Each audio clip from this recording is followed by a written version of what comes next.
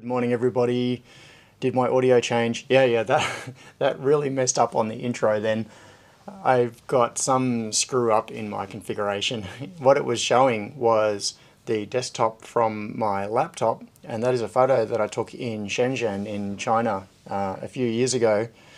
And yeah, I really like that photo. But that is not what was meant to be on the intro. Okay, before we get into discussions of the beard, I acknowledge the traditional owners of this land. I pay my respects to their elders past and present, and to Aboriginal elders and peoples from other communities who may be taking part in this live stream today. So, no, this is actually after I trimmed it. I took clippers to this a couple of days ago because it was getting even bigger than that. Okay, so there's a bunch of stuff in the chat. There was a comment earlier about bean counter. Austin asked, have I ordered my bean counter yet? And yes, I did. I ordered it pretty much the moment that that it was posted. So yeah, Nick Poole. For those of you who don't know, you should go and follow Nick Poole on Twitter. Nick does contract manufacturing. I'm not sure where he is. I think he might be in Canada somewhere. Anyway, it's somewhere in Northern Hemisphere. And one of the problems that he has with doing things like setting up for small pick and place jobs or for kitting up with surface mount parts is counting parts in strips of surface mount tape.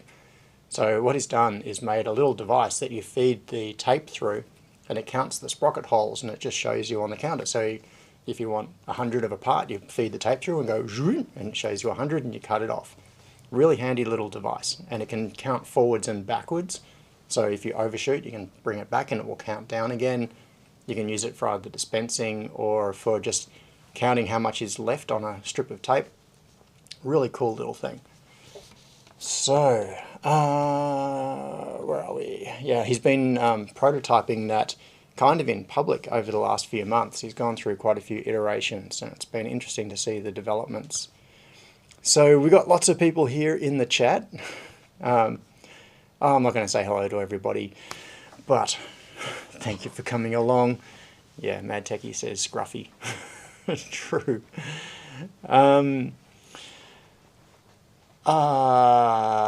Okay, so I have here a very old friend of mine, someone that, hang on, let's just get him on. Chip, come over here, and here's Steve. So, okay, peeps. For those of you who have been following the chat for a while, I am sure that you have seen several different identities in the chat over time. You've seen Outside the Box, I think is the most recent one. Before that it was Long Flare. And I think you had another... ages ago. I've been called a few different things on YouTube. So I know him as Chip. And is it okay to keep calling you Chip? Yeah, you don't mind? All right. Okay, cool. So this is Crispian. And we went to school together a long time ago. And so I knew him as Chip at school. Yes. Henrik says you look like 80. That's a bit rough. Oh, yeah.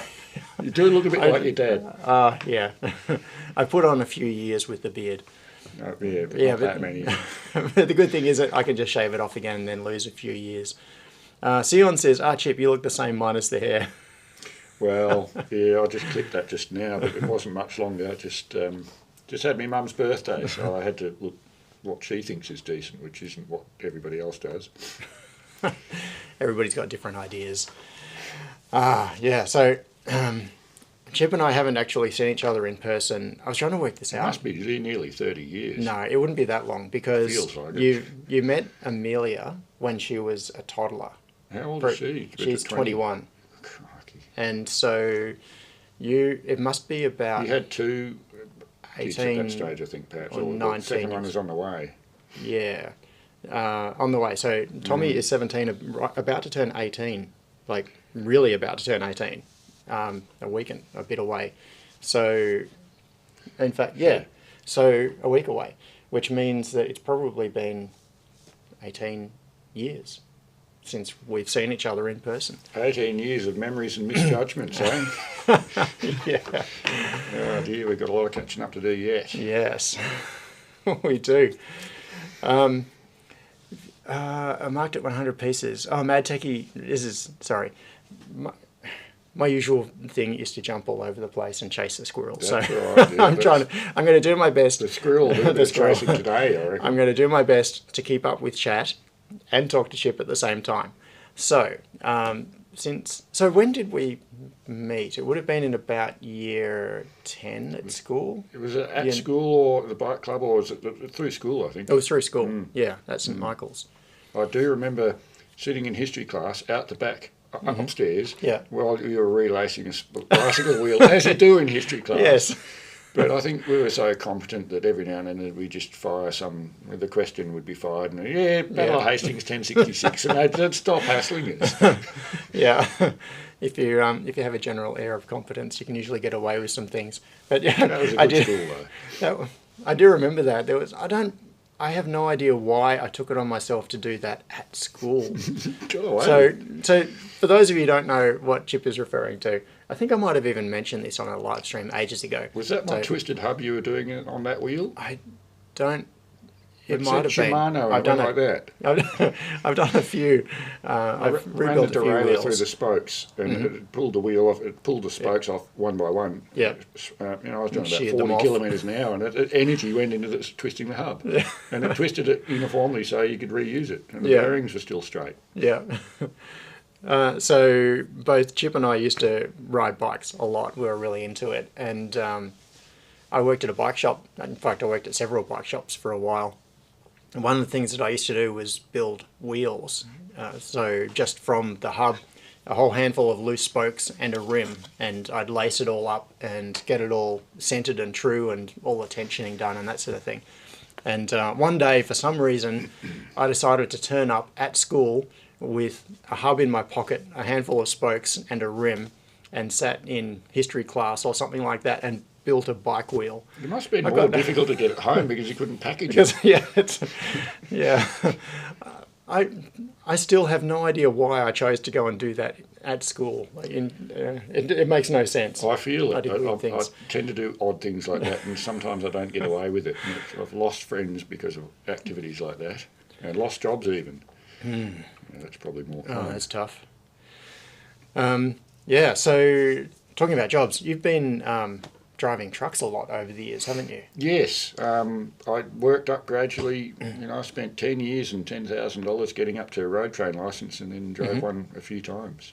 Yeah. But I've gone back to essentially driving construction trucks because transport is just, they never use the words hurry or fast or go, but that's all they think. And it nearly killed me. I drove a B double back from Warrnambool, and I didn't realise, it was dark, that the B trailer, the rear trailer, had a mezzanine floor collapse. So there was 6 tons of material had slid onto the tarp and was sitting out maybe 1.5 metres on the left side of the road. So the camber was working against it. I reckon travelling down the highway, there was probably only maybe a couple of 100 kilos holding the right side of the trailer on the ground. And because I'd only done that run, it was the first time I'd done it on my own. I'd done it with the other guys a few times as a passenger and helped out a bit. I sit on $1 all the way. There's windy roads and it's a double height truck. It's ridiculous. It's scary. I don't even do more than 70 in my car along those roads, and there's kangaroos and everything. And so here's me putting along. I think I peaked at 70, and sometimes I'm doing 40. I even took a wrong turn and trundled along some dirt road in some weird place. And of course, they're tracking every movement that I made. And it's only because I went slow that truck didn't fall over. And when a B double falls on its side at 100, well, the cabin's just a little bit of flotsam on the front. It squashes it, and it generally kills the driver. And so... Yeah, because all the mass is behind you, it's just going to keep coming. Well, yeah, it would have been 80 tonnes, maybe 75, I can't remember. But it actually knocked me about mentally a fair bit, because they said in the debrief, which is obviously necessary, that should have when there's an incident, they said it should have rolled and that should have killed you, and I'm like, I kind of know that, but obviously you hadn't told me, because it triggers my already anxious personality, and I haven't really looked at transport since. I've been mostly out of work in the last couple of years. I ended up homeless, so I've been really through the moolie, but it's coloured my character in a mostly positive way, but I still struggle with hypervigilance for other reasons as well. I've had a serious assault, aggravated assault from a share tenant. Great. A little girl. But so, yeah, life has been interesting. Tough at times, but occasionally I do a bit of work around Ballarat where I live, driving tandems, which is still a big truck, but it's very short. And I move dirt from here to there, and it's really simple work, and I don't have to think. I can drive around thinking about spaceships and Martians if I want to, as long as I don't kill anybody. And that's a very serious responsibility, which I don't think many truck drivers take properly. Take that seriously. I see blokes driving B doubles with a map. Like, who uses maps? And a map on the steering wheel, and I swear they've got a cup of coffee and a phone in 3 other hands. Yeah. And they're tailgating someone through the Burnley Tunnel. I think they don't get it. So yeah, I think I've just about ended my career. I don't know. I have aspirations to try air traffic control. I think I'd be very good at it. It's a very specific skill set that I think I have a strong aptitude for. But I don't know whether that's just a fantasy. At the moment it is, but... Yeah. So I remember a very long time ago, you were really into aviation in general. And at the time I thought that was sort of the career that you might end up going into. I thought so too, but it's something that I've always wanted to do. It's always been too expensive, and I've always been undermotivated, as exuberant as I was, to chase it. And now I've run out of time. I'm diabetic. I've got eyes that don't work very well. It's not a career-ending thing, but at the start of a career when I'm already 52, it makes it pretty much impossible. It's just not quite. People have done it. People can do it, but I don't think I've got enough go in myself. I'm slowing down. Yeah. But as a hobby, a very expensive hobby, I've got quite a few mates that I visit on a regular basis at the airfield in Ballarat, and everyone knows me by name. I hang around there so much that I think a lot of the people at the airport think I'm security. Yeah. Because I'm there, and I quite often deliberately go there at 3 o'clock in the morning, and then again at 4:30 on the same day, or not for 3 weeks, and all of a sudden I'm rocking up, and still doesn't prevent crime happening. We've had the car clubs broken into twice, both of them. And I swear they're waiting for me to bugger off and then break in. They're watching for their opportunity. Well, you would be pretty intimidating if you were walking around. So, for context, how tall are you? Like 6'5" or something? 6'4"? 6'6". 6'6"? And I've shrunk. Okay. Look, my doctor measured me at 198, and then he had to give me the bad news I'm only 197. I was always wanting to be 2 metres. Your spine's compressed. In fact, when I visited China, the first 2 words that I learnt, and forgive my pronunciation if you're a Chinese speaker, but Lao Wei apparently means foreigner, and Liami, and that's the one I really struggle with pronouncing, Liami means 2 metres. And those are the first 2 words I learnt because that's what I heard all the time. And it's my brother and I, he's a bit shorter, but he's got red hair. I mean, we might as well have had antenna on our head. There was car crashes and bicycle accidents happening all around us. And they'd run into each other just walking because it's like, oh, what's that? So I'm 187 centimetres, so just a fraction under 6'2", and standing next to Chip, I feel like a midget. I never thought that you'd think that, because you seem pretty tall to me, but yeah, I suppose I'm going to have that effect. But you don't realise the effect you have, and in fact, your mum taught me that. She said to me once, many years ago, Crispian, you're a tall fella, you can't not be tall, and trying to hide under any circumstances just makes you creepy. Don't do it. And it's one of the most valuable bits of advice that I've ever had from your mum. Okay. So, yeah. How is she? Oh, she's doing okay. She's still in the same place. I don't want to dox her. No, that's all right. But on the stream, she hasn't moved ever since, so she's still in the same place. I should go visit her. My mum just had her birthday, which is why I'm down here, apart from to go visit storage down in Seaford and things like that. But I thought I'd try and roll this in and have successfully, but I'll be another day or two, and I can help you a bit if you like, but I'm a bit slow. But wow, it's good to see this from the other side of the screens. Yeah, and so when Chip arrived a bit before the live stream, we were looking around and he said it's changed so much even since last week. Well, it's 2 weeks now since I've done a live stream, but in that time it has changed rather dramatically. Yeah, I just keep I keep working on it. Oh, Henrik. Thank you. Thank you for what is that, €2? So the question is, what components do you keep in stock the most in the lab? Okay, so there are a couple of categories of that. One is parts that I have in small quantities for prototyping, and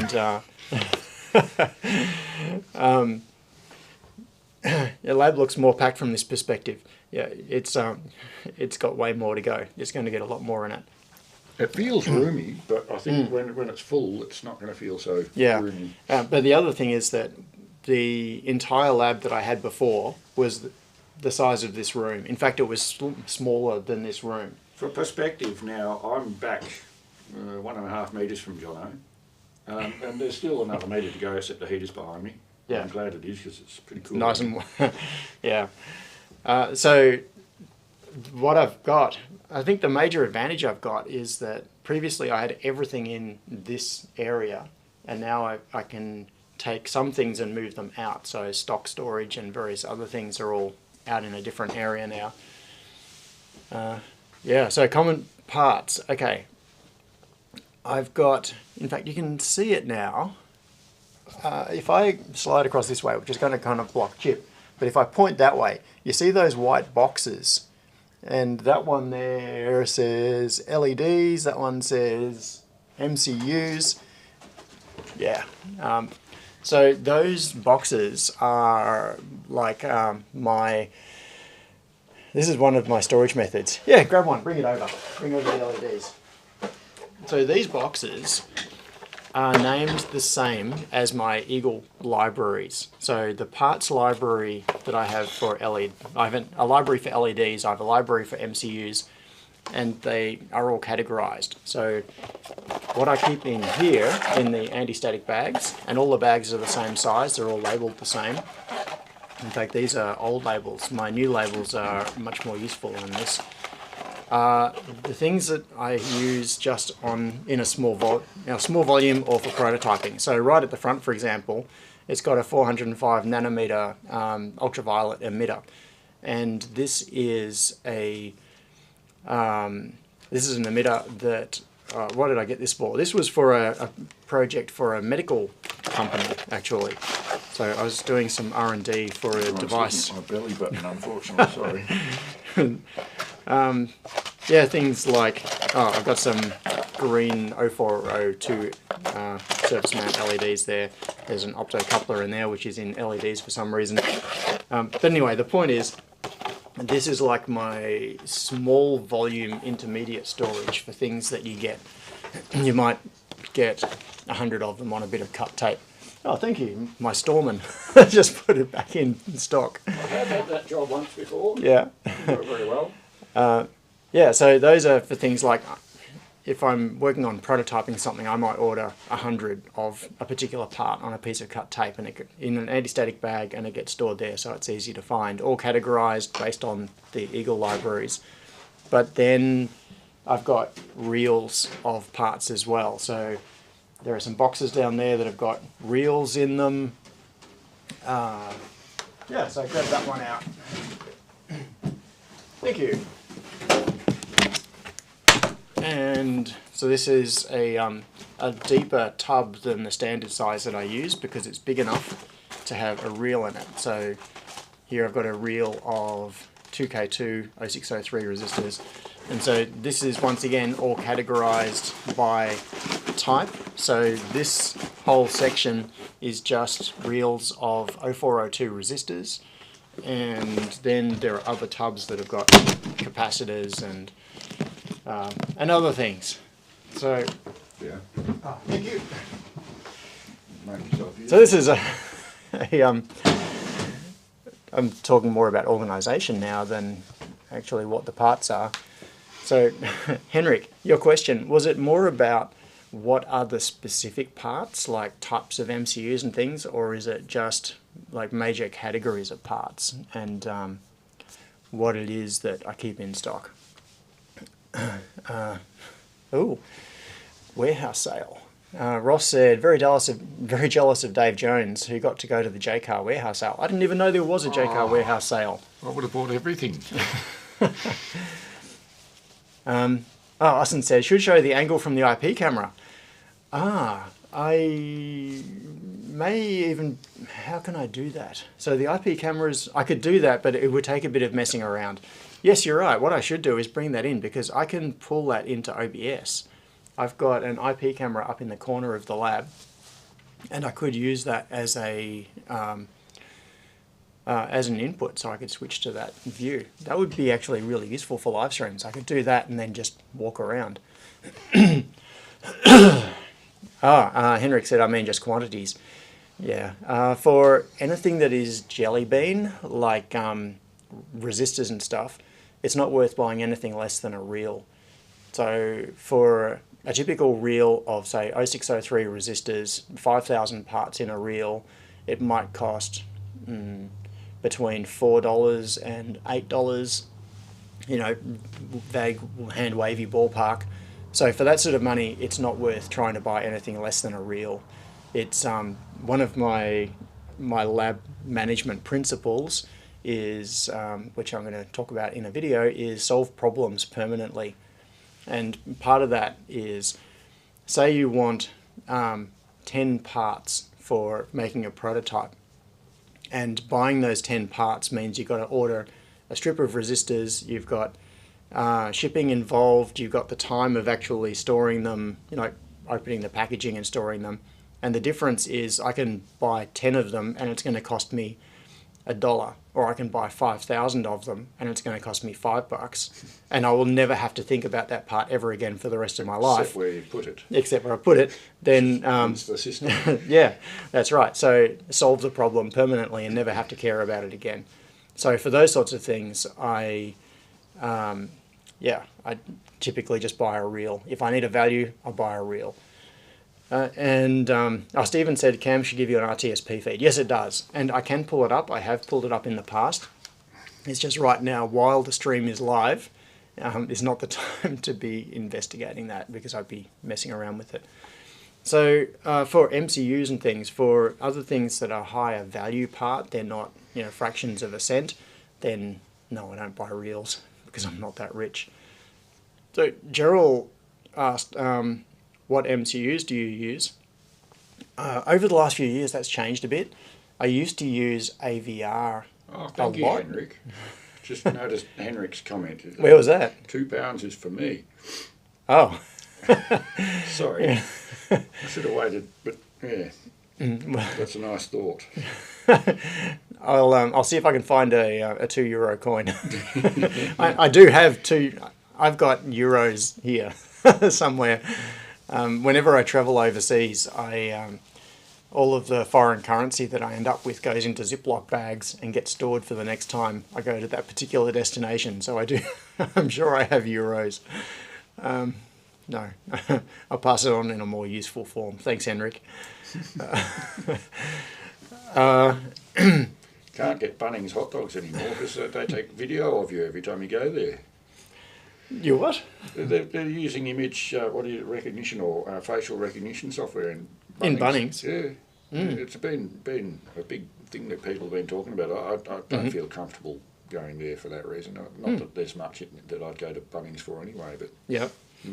So where are they using it? Apparently in all stores they're building up a database of people and activities and tracking stuff, and I think that's a bit much. So I'm not voting for that by not going there. Okay. And where are the cameras? Like, are they at the doors watching? Yeah, apparently they're very obvious. Okay. So yeah, this is why people have been talking to them. Talking about it. I haven't been party to any of it. I've just heard other people saying, "Oh, you know, Bunnings are recording everything when you go there." Well, I mean, everyone's been doing it for a long time, but they're using very obvious and active facial recognition and tracking and stuff. So it makes me a little uneasy. I haven't been a bad boy many times, and it was a long time ago. Yeah. I paid the price.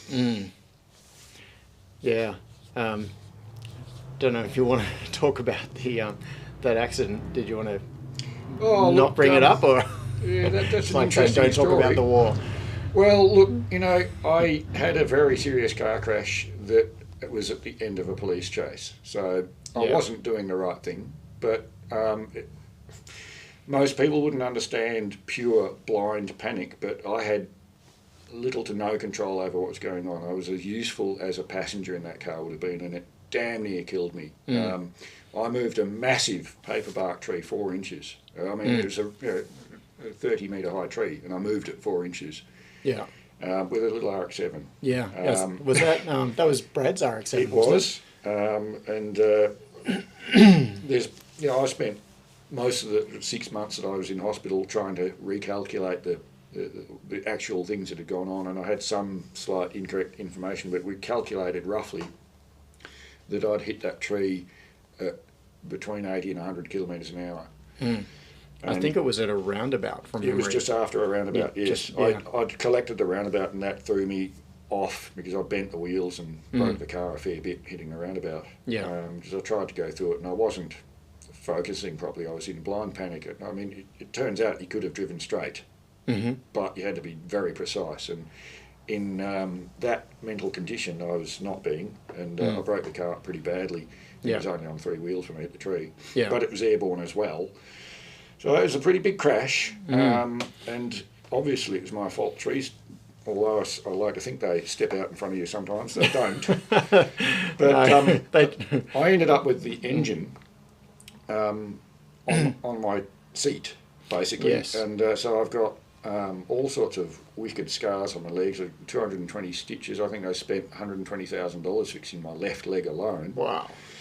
That's TOC for you, mate. It's very expensive work, what those carpenters and the The carpenters. orthopaedic surgeons, they're basically carpenters. Yeah. It's amazing. They use slide hammers and stuff. Yeah. It's amazing work. Yeah. And they patched me circular back together. saws. You can't even see the repair in the femur where it broke. The problems I'm having are more in the knees and the ankles and stuff. But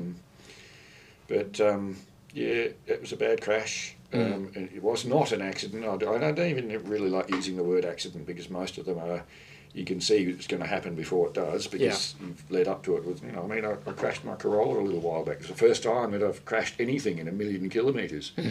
And well, I was going a bit too quick for the conditions. The tyres were a bit crap.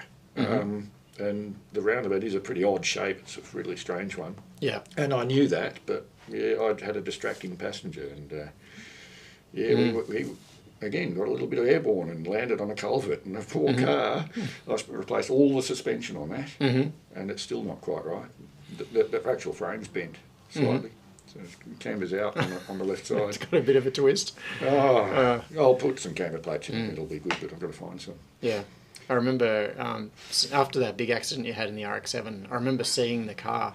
It was still on its roof, was it? It was unrecognisable from any angle. It wasn't at the crash site. I think I saw it somewhere else later. In the front garden. Yeah, and I remember seeing the engine being where the driver is meant to be, and there's a couple of wondering stories along how that, the hell you actually survived that. You probably saw it before I ever got to see it. That engine, because the chassis rails and everything, all the engine mounts and everything got hit, the engine, it turns out, was only being held on, the whole engine was being held in and on onto the car just by half of the exhaust, which when we cut through an inch of metal, it all fell off. The useful parts that came out of that car were the taillights, which got stolen by a bloke across the road. They didn't even have an RX-7, I don't know, just anyway, and the fuel pump. And that was it, just grossness warning. I bled all over everything, which damaged a lot of everything. I lost half of my blood, which that was why I struggled to survive. And everything else was bent. The diff was like a banana. The exhaust was in about 30 pieces. Some of it was 60 metres away from the crash scene after the collision, so it exploded in the process. Apparently the crank was reusable. And that did a lot of the damage, but they're so strong. Yeah. And the funny thing is, the very first point of impact was the spotlight bucket. The actual light broke, but the bucket was still fine. Cast iron or something very tough. But I'll never forget a lot of ridiculous detail about something like that. I mean, 5th of June 94, if you want to do your homework, you could probably find a news article and start stalking me, but I don't have anything to hide. I did my time. I paid $1,500 fine to the government for, they called it dangerous driving in the end, which, that's probably downplaying it a little, considering it's a technicality of the law. Really, it should have been reckless. I've actually got the shakes now partly because I'm thinking about it, but partly because I'm a little cold still. I should put my jacket on. But I find that that's something that triggers my anxiety, but I think it's important to go through it on a regular basis, because if I don't ruminate it about with someone, and I'll ruminate it privately, and it's just a dead end. Yeah, it sort of spins over in your mind. Well, I'm the mental burnout king in my head. I'm constantly spinning, doing nothing. I'm very, very good at that. Doesn't make any smoke. Doesn't do anything, produce anything useful, but I waste the vast majority of all of my energy ruminating, and it's very unhealthy. Yeah. Anyway, being a bit too macabre, I reckon. Well, there have been a couple of comments here. Henrik, I will get back to your question in a second. Stephen W. said, I had a tree jump out in front of me 15 years ago. It's an unpleasant experience. Yeah. 10 foot not tall good and at all. bulletproof we are not. No. Yes, Phil, that's quite appropriate. Yes. Richard says, sounds like you were quite lucky. As a former pro auto test driver, that sounds interesting, I can say that there is no such thing as an accident. They're all preventable, been through numerous accidents, almost all intentional. I tried to get a job at Lang Lang, driving their transport truck, moving their cars around, and one of the parts of the job was that you would become a test driver because you're there and not necessarily useful. So when you're not being used for that, they'll put you in a car and say, put 500 kilometres on that, but don't go over 33 and don't go under 23. They give you weird functions like that, and it's just a Mazda, not a Holden, but they want to test some particular aspect. For comparison purposes, the gear shifting point or something like that, and they want some data. So they'll send you out because you're a truck driver. They know they can get quite specific response behaviour out of you, and that was a very good job that I missed out on by 2%, I reckon.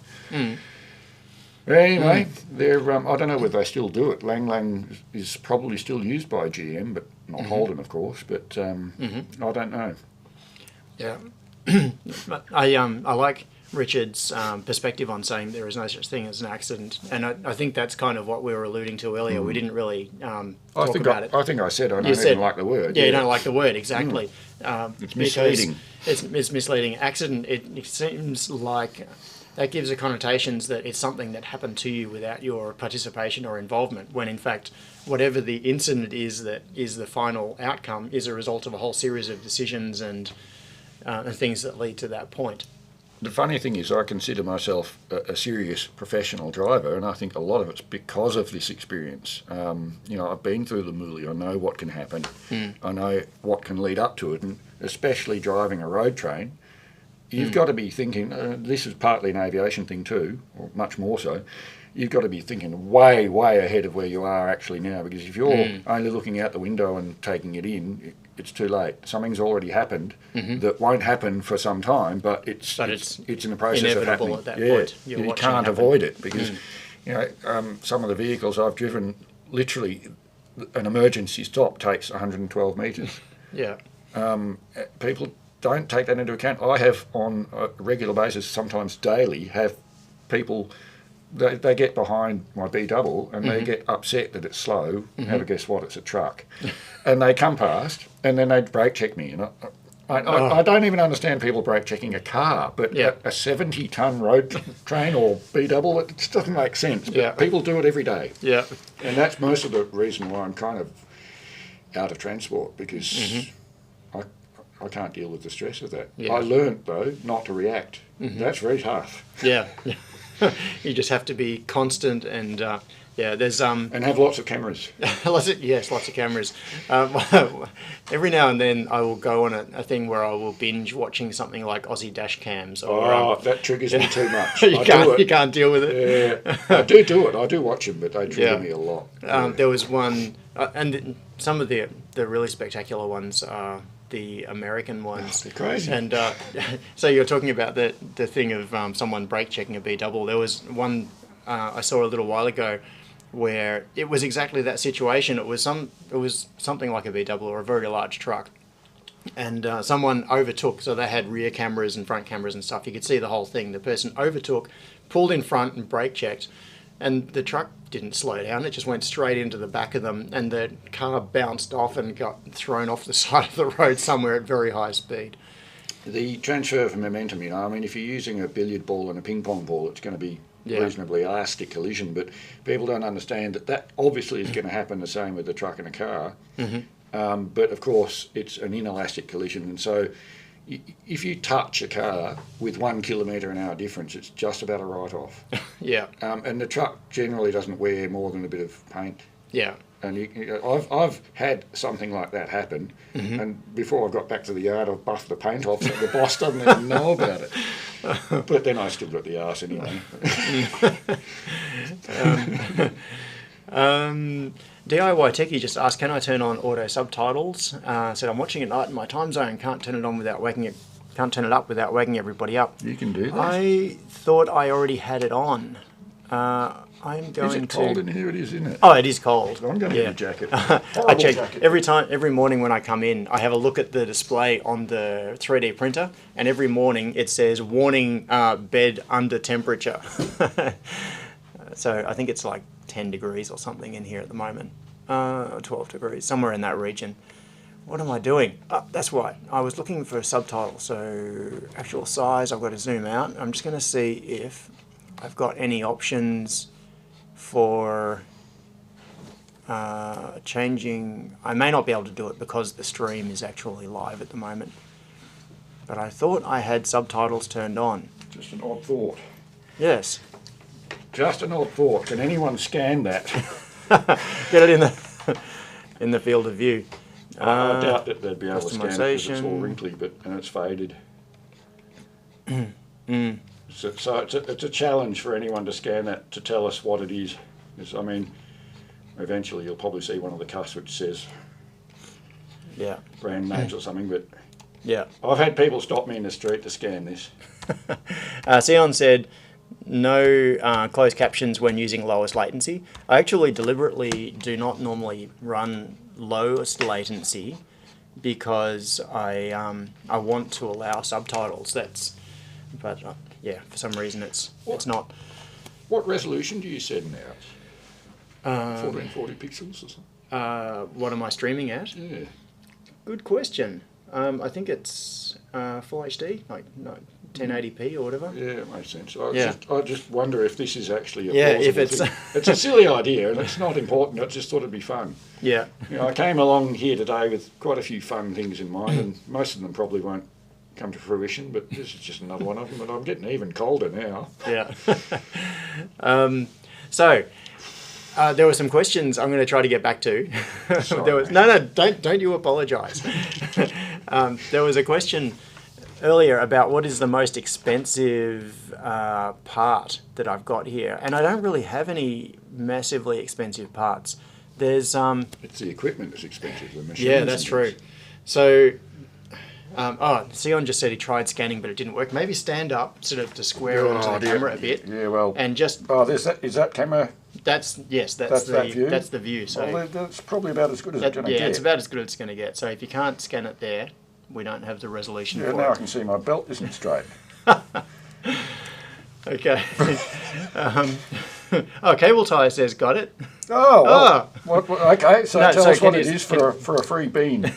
Giant bicycles, yes. Well done. It worked. I can put a jumper on now. And you can warm up again. Okay. So parts.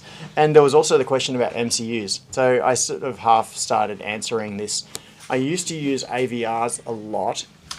And these days I mostly use expressive parts. And I think probably the number one reason that I use expressive parts now, quite apart from the fact that they're nice, they make good stuff, is that you can buy it. I have no idea how they are still pulling it off, but just about every other microcontroller on the market has either gone up ridiculously in price or is just straight up unobtainium. But Espressif seem to have, I don't know, they have friends in the right places at TSMC, I guess, and they don't seem to have any trouble with supply. So being in the Espressif ecosystem for microcontrollers seems to be a bit of a good bet at the moment, so I'm really happy that I'm doing that. In terms of expensive parts, yeah, as Chip said, it's the equipment, it's not the parts. I don't tend to deal with very high value parts like, I don't even know what the most expensive would be. Probably like in the order of, well, there are some motor drivers and things that are moderately expensive, but even those are only like $10. They're not, $50 parts. What can you spend your Superhouse points on? You just got 10 points. 10 points. Okay. There's got to be a currency exchange rate. Yes. No, it is. We're not going to get into crypto. There is not going to be a super crypto coin. No. Super coin. No. Yeah, Austin said, aren't some STM MCU $99? Yeah. It'd be handy if you could buy stuff at Super Garage. That'd be good. Yep, true. Stephen said, if you have a Mega 2560, that's a good $20 each. It's actually a bit more than that, I think. Last time I was looking, the one product that I really wish I could keep fabricating is the Ether Mega, because that was really what was keeping Freetronics going. The Ether Mega and the Ether 10 are the two killer products. Are they still viable nowadays? They are not, because you can't buy the microcontrollers. There's like the microcontroller that is on the board is often in excess of $30, when previously I could buy them for about $4. And I don't know that product. What does it do? I've probably got a few of them around here. It's probably not important. No, it's a little microcontroller board, which is very common. So it's an Arduino compatible board, but what makes it interesting is that it's got Ethernet on it with power over Ethernet support, which is really useful when you're building IoT sort of projects. But also for things like industrial control projects. A lot of the customers that buy that board are doing things like building them into solar inverters because they want Ethernet in the inverter. Or, they've been used in industrial fans and lots of different things. So, Superhouse points. What can you spend them on? I don't know. Careful what you say. You're going to give something away you don't want to. Cable Tie should have more than 10 Superhouse points anyway for coming over and helping me with building stuff at the factory. It's not just about getting free pats of Steve. Steve doesn't seem to appreciate pats anyway. No. Who else was it? There are a couple of people that got it. There was... he was just the first one, wasn't he? So Cable Tie got it. And Sion got it. Who else? Was Sion the first to say giant bicycles? No, Cable Tie said got it. And then Sion said giant. Yeah. It's just who's fast on the keyboard, really. Yeah. Yeah, there was a bicycle event that I didn't attend. I bought that shirt at Salvo's. I just thought it was a nice colour. I had no idea how much attention I was going to get with it. It's been a lot of fun. But it's fading because I wear it so much. Yeah. It's just a crappy T-shirt. Cost me $1. There are some interesting comments here about the process nodes. So Stephen W. said Espressif for manufacturing with script. newer process nodes, and the bottlenecks are all on the older nodes. Yeah, there was... I should try to find this. There was a podcast I listened to maybe a week or two ago, and I've got no idea what it was, but it was talking about the economics of chip manufacturing. It might have even been an Amp Hour episode, an interview from a little while ago. I suspect that was it. And it was talking about the difficulty where a lot of the problems that have happened with electronics manufacturing, the damage, things like the flood damage that happened to a couple of big fab plants, the places that have had power issues, and I think there have been fires in a couple of fab plants. The problem is a whole lot of the things that we care about are based on older technology, and they are... And the thing is that they can't it's not as simple as saying this old chip can be made in this new fab. because the technology is not necessarily compatible. Just the way the fabrication process works needs to be, the design of the chip needs to be engineered to match the way it's fabricated. And the problem is that with the loss of older fab installations, it means that a lot of the bread and butter sort of parts that used to be easy to make, the capacity just isn't there anymore. But nobody wants to put the money into spending $10 billion to build a fab plant for the old technology. So it's this really difficult situation that we're in right now, where in some situations it is easier to find fab capacity for new parts on smaller process, like smaller nodes, than older technology. Kind of weird. Yeah, Austin says the MCP 23017 is our issue right now. That's that's an older part, and I/O expanders in general, like I2C I/O expanders, SPI I/O expanders, are kind of hard to find right now. You have to try and generate new ways of working around the same old problem. Yes. It's time to move on, eh? Yeah. Stephen said, I have an Ether 10 that runs a light sensor for car park lighting automation. Yeah, cool. Yeah, that's the sort of thing where those boards are really good. Yeah. All right. Chris said, I started my automation journey on Ether 10, then onto the Mega. That's cool. Yeah. The Ether 10 was a board that I designed basically because there wasn't an equivalent and I wanted it. I'd been using Arduino Unos in a number of projects. I wanted networking, and in particular I wanted power over Ethernet. So that's why I designed that board in the first place. It was one of those things where I've got the itch, I've got to scratch it, make the device, and then it seems to have hit that that sweet spot where it was useful for many other people as well, and really caught on. So that's been a really good product. I just wish that I could make more of them. John, before we knew that I was going to come here, what were you planning to do this session? I mean, is it still something you want to try and do, given that we're nearly an hour into the session? Or is it yes. kind of a bit of a moot point? No, it's yeah. It'd be nice to do some prac. Some prac? Yeah, well, I like it when you do the prac. I mean, I don't know if you've got your scope set up and that kind of stuff. It's one of the things that drew me, I think, a little bit more into the fold when I first started watching. I mean, I could have shared these observations off stream, but I'd like to get other people's ideas about what it is that they like about this. I mean, I like the interaction, being able to add sometimes useful stuff in the chat. But now I'm actually here, I think perhaps be a catalyst to get that happen a little bit more. I don't know. Yeah. In terms of practical stuff, so before we made this arrangement that Chip would come along, there were two things that I was thinking of doing.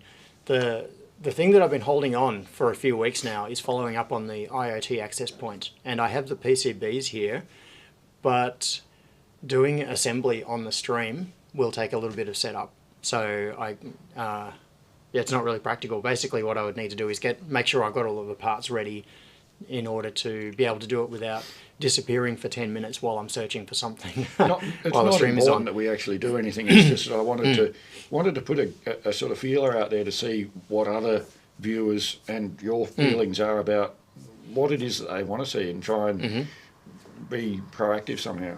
Yeah. You know, if it's the only thing I do that's useful here today, but I mean, I don't mind go getting a box of leads and stuff, but Stephen said, I thought Chip suggested you do some crack. And Ross says, I agree, do some crack on stream. Oh dear.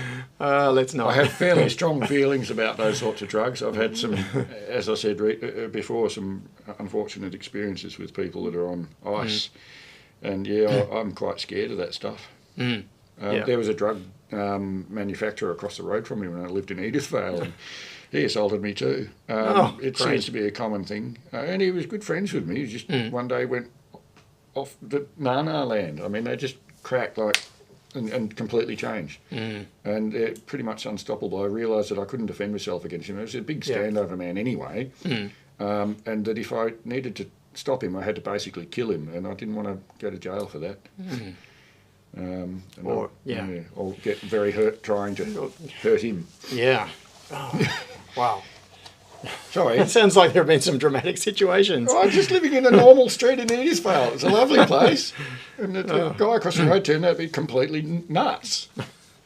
Just bad luck, but I don't know, maybe I have I'm definitely a too trusting sort of person. I'm an empath. I tend to misjudge people a bit too easily. I don't know how I became. I've probably always been like that, but it gets me into trouble. Sorry, I didn't mean to distract you that much. This whole these streams are all about distractions. Well, hence Steve. Yeah, and that is the other thing. So there are two things, and I think that what we'll probably do is hold both of these over for a future stream. One is the IoT access point, and I really do want to do an assembly of that. The other is I wanted to talk about, this is kind of opening a can of worms, neurodivergence. And that's because... Yes, I like those words. That's what I am. Yeah. It's because of... I won't go into this too much right now because it is a very serious conversation that requires some pre-thought, I think, rather than jumping straight into it. But I've been going through some things in my personal life that I'm not going to talk about on the stream that have resulted in me... so I've been going to see a psychologist and done a few sessions. And after talking to a few other close friends who have been talking about the characteristics that I tend to have in my personality and the way I interact with people and the way I manage myself, I suppose, it seems that I have ADHD. It seems quite likely. The psychologist has done a screening for it, but I don't have a formal diagnosis on it. And you need a psychiatrist to get a proper diagnosis. Yes, that's right. So that's the next step. But it opens up a very large area of conversation. There are so many... Simon says, holy moly, you want to visit a neurodivergent household, come visit mine. Yeah. Anyway, that is a whole big subject that I would like to talk about, probably not today. There's a girl in the gym where I'm starting to train again because I'm ridiculously unfit, who was wearing a shirt which had a caricature of a brain, a sort of cartoon sort of style, with regular brain matter on one side, and had all of these shapes on the other side, and some of them looked like animal shapes and things. And she said, yeah, it means neurodiverse. Don't you understand? And she said, because she obviously is, and she said, you are too. And I was, oh, yeah, I guess so. But yeah, it's not a term that I'd heard bandied around a lot until recently. And yeah. I often describe myself as a hamburger with a lot when it comes to especially medical issues, but mental. Yeah, I'm not normal. I wouldn't ever want to be. Yeah. I'd like to be a little bit perhaps different from what I am, but I've got to live with me. Like you've got to live with you, and you've always been different. Unusual? Yeah. I wouldn't say weird, but some people would. Yeah. But I like weird with a capital W. Yeah. Ross said, it's funny neurodivergencies tend to enjoy each other's company. It's likely why I've enjoyed your streams. The rabbit holes you jump down make sense to my brain. Yeah. This is exactly the sort of thing. Yeah. This is exactly the sort of thing where at my age, and there seem to be so many people who are being diagnosed with ADHD or other similar things. Autism. Fairly late, like later in life, not in childhood. I've got the actual book called Very Late Diagnosis, Very Late Diagnosed Autism, and the bloke that wrote it is an autiste.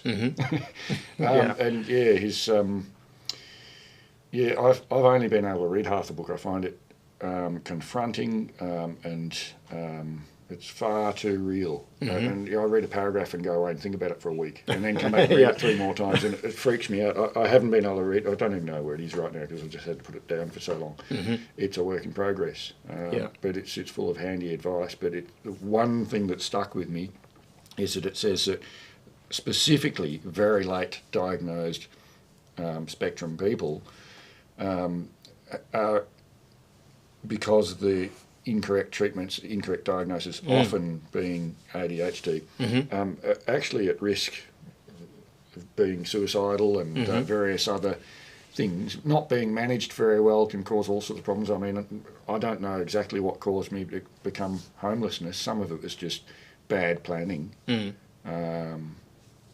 But not being able to deal with the angst of trying to think ahead when I was in a situation which was clearly coming to an end, and I couldn't continue in that direction, and I just did nothing right up until I hit the coalface. Yeah. Well, that also seems to be... And the thing is that it's not... We're going to end up in this conversation, aren't we? The thing is that it's not like there is one box for one thing and one box for a different thing. Hence my name outside the box. Yeah. And the characteristics of one are different to the characteristics of the other. So one of the classic things with ADHD is executive function and time dilation, or the distinction between now and not now, and anything that's not now is like irrelevant. So that is a situation where people get themselves into a situation where something bad is going to happen and it is totally preventable, but being able to make the changes or plan to avoid it just doesn't happen. And that seems to be a characteristic as well, which means that you, like you said, you don't do anything about it until you hit the coalface, and then it's too late. And now, Richard's actually quite poignant there that the H disappears. Yes, the hyperactivity is still there, but you just don't have the beans that you used to, and that's very much my problem now. I mean, I've had heart troubles because I'm that unfit. I get dizzy spells whenever I stand up. I can't stay standing up for more than a few minutes, and I walked around the block with my mum. She's 85 yesterday, and we were both stopping and sitting on fences regularly. It's like ridiculous how unfit I am, and that's because of inaction through depression more than anything else. It's just the go-to thing for me is to do nothing, and that it catches up with you.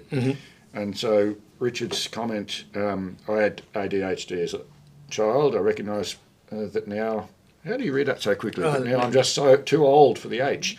Yeah. Well, the other thing I've been realising, it's like I'm suddenly aware of all of these things that I've just never paid attention to before. And the whole issue with the label of ADHD and how it is a really terrible label. It doesn't actually describe the experience or I'm avoiding using the word symptoms, but the attributes, and that hyperactivity is time often... for a coffee.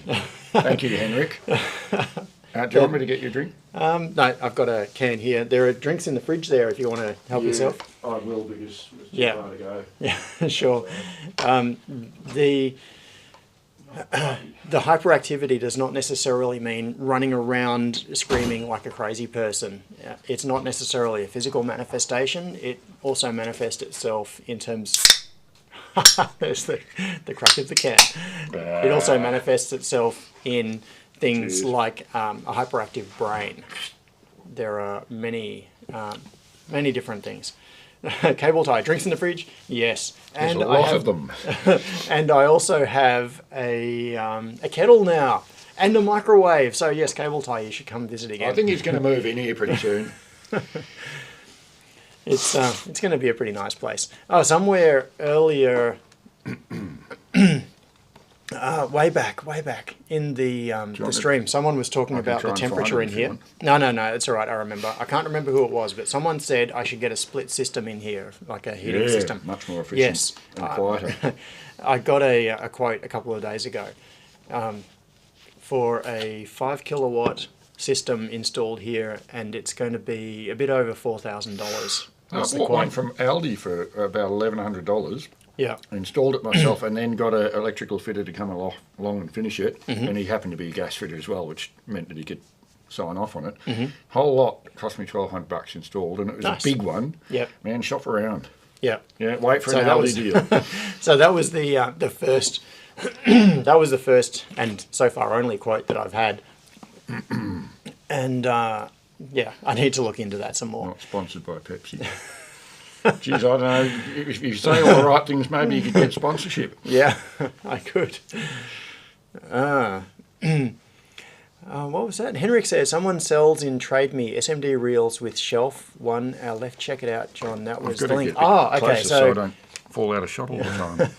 so I've got to get back to. What's that truck? That looks Ooh. impressive. Yeah. So in Discord, James has posted a video. Semi tries to push Tesla off the road. What? Oh, we could. Yeah, we need to watch that. But not now, probably. Okay. Now, there was... Where am I going? That's right. I was looking for DMs in Discord. And here we go. Trade Me. Okay. So, Henrik has sent me a couple of links. Basic LED starter kit. I found this. What do you think? Cool. Okay. So, Henrik has asked about some links that he sent me in Discord about LED kits and assorted components and things. Maybe this is... Gee, Ingar's daughter's 140. That is smart. Smarter than any of us, I reckon, Jono. I'm just reading one of the Oh, comments. okay. Sorry, I missed that. Let's... But always like a ping pong in a lotto machine, yeah. I'm going to pull up a Sounds few links ADHD. here. That one and this one. I'm going to... I don't want... Hang on, I better check whether these are... Yeah, Stephen, that's precisely what I did. I bought a split system from Aldi, mounted it myself, ran wires and stuff where I thought he might want them. Got the actual gas pipes made up roughly right, and then I found, luckily, I was just driving along and I pulled up at the lights next to an AC installer and said, "Hey mate, do you want a little job?" And yeah, Nice. we pulled over and had a chat, and he says, "Yeah, $100." And so for $100, he completed the installation for me. Now I had to pull it out myself. I rang him up about a year later when I moved out of the place and said, "Oh, how do I decommission this?" He says, "Make sure those two little valves are closed, and you cut the pipes, and a little bit will come out, but it's only about 5%." And it's been in storage ever since, so I don't know how it's going to hold up, because it's got the gas pressure in it. You have to leave it idle for a day for the gas to accumulate inside it, but Yeah. I don't know, it precipitates or something. But yeah, I don't know how long it can stay there in storage, because I don't think there's any actual rubber seals in the unit, or so it'll probably stay for a long time. But one day I'll try and recommission it, and if it doesn't work, once they've lost their gas, they're not worth anything, apparently, Okay. because it costs nearly as much as they cost. To get them regassing. charged again. You can buy a regassing kit and do it yourself, and that's probably not a bad idea if you're into that kind of thing, which is fairly expensive, but you know, you Yep. pay as much for the unit as for the kit. Yeah. Excuse me. But so depends what you want to keep doing. If you want to muck around with air conditioning systems, it means you can change the one on your car to more like a house gas system, and then you can fix that too.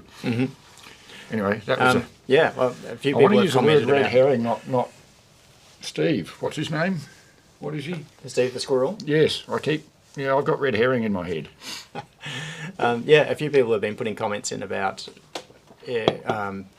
systems. So James says, I got my ducted reverse cycle installed for a little over 8K. That was probably a very big system, is my guess. Russ says, mate, Chris O says, greater than 4K sounds a bit high.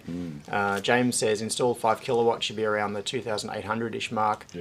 Yeah, so I think, so the guy that came to do the quote, the major issue is actually not the unit itself.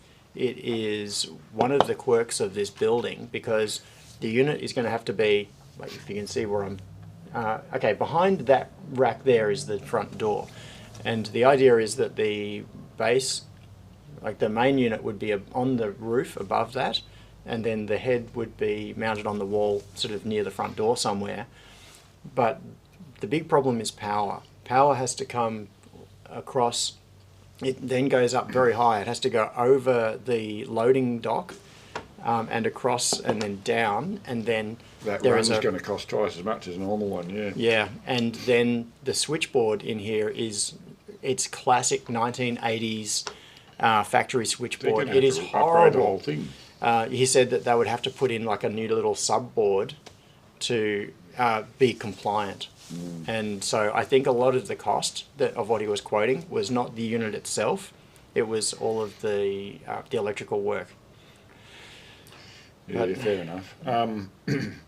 But I don't think you need a unit that big. This is a pretty small space. The room that I had was arguably touch smaller than this, and it was just a regular house one. It was a bigger one. Yeah.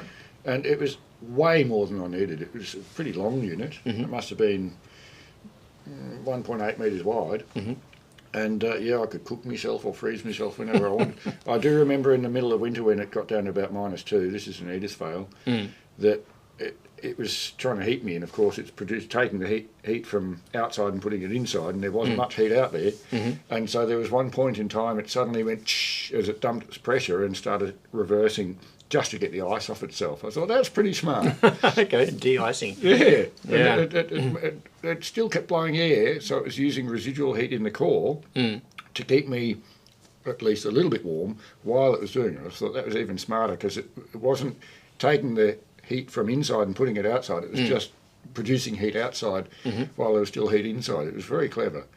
This was a cheap Aldi unit. Yeah. Okay. Oh, James said, yeah, my ducted system is 14 kilowatts cooling and 12 kilowatts heating.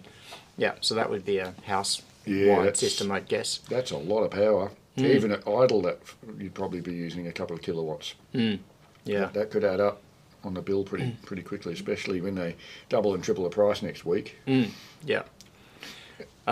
So, okay, I opened the links that Henrik sent me, and then we kind of started talking about something else because I didn't want to... Dismiss it. No, it's not that. What I wanted to do, in my head I was thinking, is this something that Henrik wants to bid on? Because this is a Trade Me thing, and I didn't want to suddenly make it public and then have him gazumped by someone else saying, hey, I want to buy that, and then outbidding him. Competing with each other. Yeah, we don't want a bidding war. So, okay, what I'm going to do is do a little switch. I'm going to go to, is this going to work? There we go. Okay, our field of view is cut down now, but now you can see the screen. So this is, one of the links that Henrik sent. 1,390 pieces, electronic components, basic starter kit. $70. Yeah, $70 New Zealand is my guess, because this is Trade Me Co. Do you NZ. use high power diodes regularly? Because I've got a bunch of really old ones.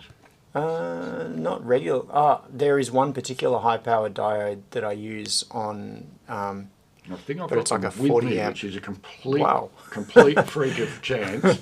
But if I can find them, I'll show them to you. Okay. Ivan gave them to me years ago. He was the fellow that I worked with in electronics. And yeah, he didn't have a lot of use. But you know, if you want to make a chunky bridge or something, they're great because they're good at. I think they're good for 1 amp each, even without a heat sink on them. Oh, okay, 1 amp. Yeah, no, I need a lot more than that. Yeah, well, these aren't Yeah. huge, but the thing is, you've got hundreds of them, so you can put lots of them on something. It's just handy to have them. I just use them for things like headlights and stuff like that. Yep. So Henrik was asking about this kit. So $70, and you get this stuff. So 100 LEDs, 600 resistors, electrodes, ceramics, diodes, transistors. This seems like a Pretty reasonable. comprehensive, isn't it? Yeah, this seems like a reasonable sort of kit as a starting Expect point. them to chuck in a coil of solder as well. And a little soldering iron. So what we've got, some common diode packages, 4148. Yeah, that's the classic little signal diode that you use all the time. The one in 4007 is a power diode. Some others that I don't recognise. So 548, that's... a switching kind of unit or something. Yeah, 5 pieces in total, but those ones don't matter so much. The ones that are really useful are these first two in the list, which are the ones that they give you the 25 pieces each. The little signal diode, the one in 4148, and the 4007 as a rectifier diode. Those are useful. 5408s, I've used them a few times. I can't remember what for though. Yeah, 5408s. I don't know. Down the bottom of there. One Are in they 548. audio ones or something? That's a good question. We can always find out. Google knows everything. Let's Yeah, it's a bit of a smart ass. a 3 amp 1000 volt diode. Doesn't Okay. So it's a higher voltage. The 4004s and the 4007s, excuse me. Still got a fairly good power rating though. 3 Yeah, amps. yeah, they're typically 400 volts. These ones are 1000 volts. So that could be useful. Let's bring this one in again. Thanks So for what have we zooming in a got? bit. My eyes aren't very good. Yeah, and on the stream it's harder to see as well. So we've got some electrodes of different values, some ceramics of different values. What have we got here? 100, 220, 68. A lot of these values you wouldn't really care about for the resistors. Can be handy to have them. It But- means you don't have to use two sometimes. Yeah, that's right, but that can be handy. The ones that you will really care about a lot are 10K, 1K, often something like 4.7K, or sometimes higher values, like if you want a weak pull down or whatever. I just find it handy when I'm Like trying to 100K. do a potential divider network to have some Yeah, have kind of a values range. so you can get a 72% Yeah, exactly. point or something like that. Yeah, if you're doing voltage dividers, that's really where you need to have a nice range so that you can get the ratio that you want. One of the things that I was taught though is that some areas of those ranges are actually less reliable components because of their construction methods. Now, I mean, obviously you get very low value resistors that got to be wire wound or whatever because they just can't handle the thermal cycles they go through. Whatever it is, that's probably the ones that are more unreliable, but the mid-range ones can be even more quirky for the same reason.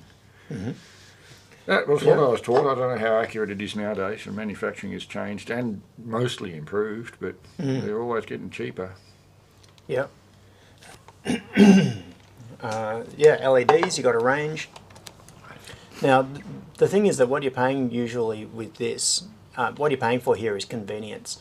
There are so many things here, lots of different values. If you wanted to make this kit up yourself, it'd be a total pain in the ass. I You'd just have to, imagine the person that's actually picking that order having to separate out each individual unit. it'd be done by machines. Well, you'd hope so, but John says Banggood are selling the same kit for New Zealand, $24.42. Yeah, I yeah. want to know how Bang got so good to be able to call themselves Banggood. I've dealt with them many times, but what a weird name. Yeah. What else? So there were 3 links that Henrik sent. There was that one. This one is oh, that's a bid, $21. I don't know. Oh, it says reserve met, 9 bids so far. Okay, plus, So it's going to sell. yeah, it's going to sell. What else is it? Assorted stuff. That's, I don't even know what those are without looking up those part numbers in detail. So I don't know if that's useful or not. Condition used. That looks like they've just got random stuff and boxed it up. And what's this one?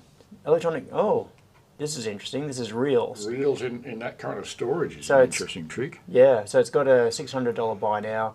You could get lost in that storage pretty easily, though. Yeah, you could. And it's is there a glass front on this? Normally you want some kind of climate Just control imagine the on the dust that would storage. get in there, yeah. Yeah, but also The thermal, humidity. yeah. Normally for in the more upscale factories, all of their parts are stored in climate controlled rooms because you need the right level But of this humidity. setup is more for individual, you've Yeah. got grab a bunch Grab of it, them. yeah, grab a reel. Rather for little projects and testing and stuff. Yeah. So what do they got? Each cabinet is valued at about $800. It's very hard to know whether this is worthwhile because if this was resistors, it's not. Could you integrate that into a server rack, like on the back side of it or something, and so it would share the airflow and filtering of the server rack? Possibly. So the servers would generate some heat. This and is the if you're- thinking outside the box that you got me here Yeah. for. Yeah. It's a pretty silly idea, but who knows? Who knows? So yeah, this is the thing: is they don't say what's in this. They just say large number of various types of SMD components. If these reels are resistors, and each of those reels is worth, say $4 each, then that cabinet is not worth $600. But if it's But the cabinet itself, the construction, infrastructure, if that's included, is that included in the? I think that's what they're selling, the whole picture basically. Oh, it says including cabinets. Yeah, Yes. so it's actually not that bad. Just Yep.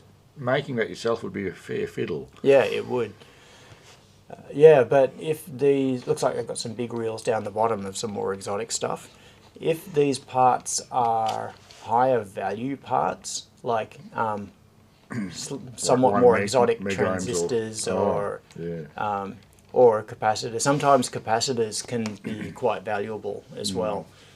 Things like 100 nanofarad ceramics, which are in everything, are worth bugger all. They don't ever do But- electrolytics in that format, do they? It's too Not big. not on the paper tape. They're in plastic tape because of the wells required. It's possible that some of these black ones along the bottom, like without knowing what's in this, we're just totally guessing. Henrik says, "I mean, would you buy it?" I would not, unless I knew what was in It's this. difficult to justify the space, Yeah. but it's a nice thing. If you had plenty of space, you'd probably grab that pretty quickly. Yeah. I lived in a factory at one stage, and I grabbed all sorts of silly things like that I thought I'd need, and then I had to chuck it all out again. Yeah, Stephen W said 22 microfarad ceramics or larger start to get pricey. Yeah, absolutely. So larger ceramics, the price on the reels goes up dramatically. To get a reel of 5,100 nanofarad ceramics might be $3.50 or something. Once you get up into the bigger values, a reel might be $30. You know, that the prices do go up quite significantly. Henrik says one more thing in Discord. Okay, let's see what this next link is. Diodes, 30 amp, Shockey 30 amp diodes. $2.49. Those push 30 amps, how big are they? They're pretty chunky. Yeah, but that's a lot of current. Yeah, I know. They're But the Schottky. Schottky is only 0.2 They're very low voltage yeah, drop, so which it's not- means the power yeah. dissipation is yeah. decreased. Yeah. Yeah, but still, it's a lot. Yeah. They must be like that or something. Must be like half an inch across. Yeah. So I'm a bit old school. Uh, 15 millimetres, 10 millimetres? probably. Smaller than that. Yeah, probably like 7 or 8 millimeters at a guess. I've Maybe a bit had more. some that big and was impressed with them, but didn't think they'd go past 1 amp because of the package style. The ones that I've got are flat packs about yay big, so about Yeah. a square centimetre. Yeah. And I was told they're 1 amp, but I think they're probably 10 amp with a heatsink. Yeah. But I think he reliably uses them up to 1 amp without a heatsink, which is his bodgy way of doing things. Ivan is pretty bodgy. He's done a lot of interesting modifications. He was a TV tech for a lot of years. He worked at Thomas Electronics Yeah. in the old days, the tube manufacturer. And I worked for him as a tech in training for a long time, and basically fixing lots of computer monitors. So we were doing northern to southern hemisphere conversions. So you had to on an isolated bench set up, so you wouldn't do anything other. So we had to have the screen on with its cover off. Where's the camera? And quite literally grab the actual yoke with all the wires and everything around it and twist the yoke while the screen's on. There's a 5,000 volts AC going through this yoke, and you're really gripping it because it's rubber against glass, and I got shocks from just about every rail. There's a 26,000 volt rail to drive the electrons. I never copped that one. But 5,000 many times, 240 quite a few times. I even got a couple of zaps off the 120 volts, which is pretty high current down the line output stage, which drives the main. What does line output do? Can't remember what I mean by definition. Anyway, it's old school technology now, but fascinating experience. And heavy current. The line output transistor itself is, I think, about 120 volts, a couple of amps. Bit of energy. And the frequencies, you're talking scan frequencies, so 50k one direction and 50 hertz the other direction for old monitors. Yeah. But yeah, it was some good experience. I was never very good at it. But Ivan and I did that for a long time. He took me under his wing and taught me basically everything I know. He's probably forgotten more than I know. Sorry, that was a definite Steve. There's no worries. So, Henrik, these Schottky diodes, I would only buy those if I had a need for them. It's not the sort of thing where I would just say, oh, I'm just going to buy some 30 amp Schottkys and stick them on the shelf. I tend to... There are probably two categories of things that I buy, or situations where I buy things. One is where I very specifically need it. So I've got a design and I need a particular value of resistor and I'll buy that resistor. The other is if I want something like a kit, like a reaching up, I can just reach up to my right, for example, and come on, camera change. Is it going to? Didn't want to play ball? Or? No. Oh, maybe it's because my laptop has gone to sleep. Yeah, wakey. Wake up the laptop. Here we go. Just another herring. What do you call them? A squirrel. Is $9.99 the price that they're asking for one diode? No, that's for a pack of 5. That's still pretty bloody expensive. And if I go to one Excuse my diode, French. it's $2.50. Yeah, but if you only wanted one, I don't know. Yeah. So if you then let the smoke out of it, it's a bit more of a pain in the arse. But yeah. So this is the thing. I would not buy a small number of an unusual item unless I had a specific need for it. That makes So that's sense. what it comes down This to. is what you've been saying. Yeah. Hang on, I'm going to see if I can change to... what is going on with this? Surfaces. Buttons, here we go. Yes, Ross. It was because of that particular job we were doing. You were bound to get stung every now and then, especially working on the Sony Trinitrons, because they had daughter boards all around the yoke that you're working on. So if you moved the wrong way a few inches, you'd touch the back of your hand on one, and if the other hand was in roughly the right spot, you'd get energy go in one side and come out the other.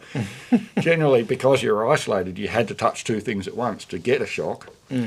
And because it was isolated, it was very little energy. But, sometimes you'd have a little burn mark on one hand and a little burn mark on the other, and you knew, when you thought about it deeply, that burn damage was actually all the way through you, although I know. on the inside of you it's spread out a great deal, and so it's just a few little cells burnt here and there. But yeah, it's why you go have a cup of coffee after you get a shock, basically, because you kind of need to sort of relax a bit. Yeah. I remember having that realization at one point too. So I've had multiple major electric shocks. So like Chip can see, you won't be able to see. I'm missing part of the fingertip on my finger here. There's no. I've got that Raynaud's disease, and that means that finger goes white sometimes. My sister's got it too. Yeah. Genetic. So that was burnt off by a 240 volt shock.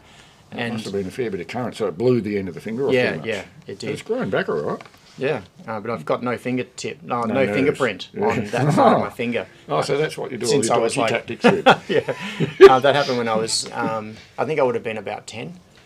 And so, but anyway, the point was that there's that realization that when you have had an electric shock, and there is like, one way of thinking about it is like an entry wound and an exit wound. The current has passed between those 2 points, so there is internal damage as well. The sword has gone right through. Yeah, it's not just right. just the top and the bottom. It's not just a burn on the skin at each end. But the sword gets really fat in the inside, and it does it a lot less spreads out. damage. And, it's dispersed more. It's quite a weird thing. So we were talking about. Let's see if this works now. I'll switch back to here. Okay. Swordcraft, probably too much of a school. Swordcraft. No, that's a fun thing to talk about. Oh, James said, check Discord, this is my exit wound from my 240 volt shock when I was 5. Ooh. Pretty young to be getting started. That is. Hang on, I'm going to have a look in I Discord. remember when I was about 8, I got a paper, not a paper clip, a single staple, unused, on a little alligator clip. They were insulated paper clip, and I stuck it into the end of the figure 8 in my bedroom, and it just vaporised. and through the blew a fuse in the house. And Mum was in the kitchen, and obviously the power went off, and that surprised her. But she heard in from my room, and there was all these little burnt spots on the bedspread. Oh. And she was just so worried that I'd electrocuted myself. And of course, the main problem is that there's this fireball that big right in front of me, and it burnt it singed all my hair. But yeah, it was a good experience. I didn't muck around with power much after that. No. That would give you a shock. Well, I didn't get a shock. I just held the thing with the right insulator. Even at 8, I was smart enough to know that power can leak out if you touch it. Yeah. So I wasn't touching it. Yes. So James has posted in Discord for a couple of pictures showing his scars. 600 volt, 600 amp panel. Yeah, Richard. That's got Richard a bit posted of behind it. Before I entered low voltage, I was a sparky. Blew my butt across the room when a straight screwdriver slipped. So I've just got to move a window in a slotted screw for a 600 volt, 600 amp panel. Woke up a minute or two later and went to LV. LV is low voltage. Yeah, I'm sorry, I couldn't understand that. Yeah. Because you struggle to get past the specification you're saying there, so you stop reading the sentence properly. Yeah, that's quite a big panel. Yes. I've carried some very big panels out to Warrnambool for the wind towers out there. I had this cabinet on the back of my truck. It was fairly small. Well, it was 2.5 metres high, but the cabinet was probably as long as from here to the wall. So probably 2.5 metres long as well. It weighed a couple of tonnes, and I drove all the way out to Warrnambool, and there's all these windmills, massive ones, and they unloaded it, and I don't know what happened to it after that, but it was obviously one of the control panels for all of these wind farms. They've put a lot more infrastructure out there. There's probably quite a bit of work, potentially for me out there. I should chase it, but I haven't.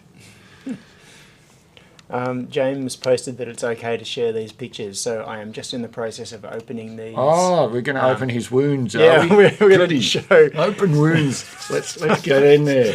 Okay, these are the pictures that James just posted in Discord.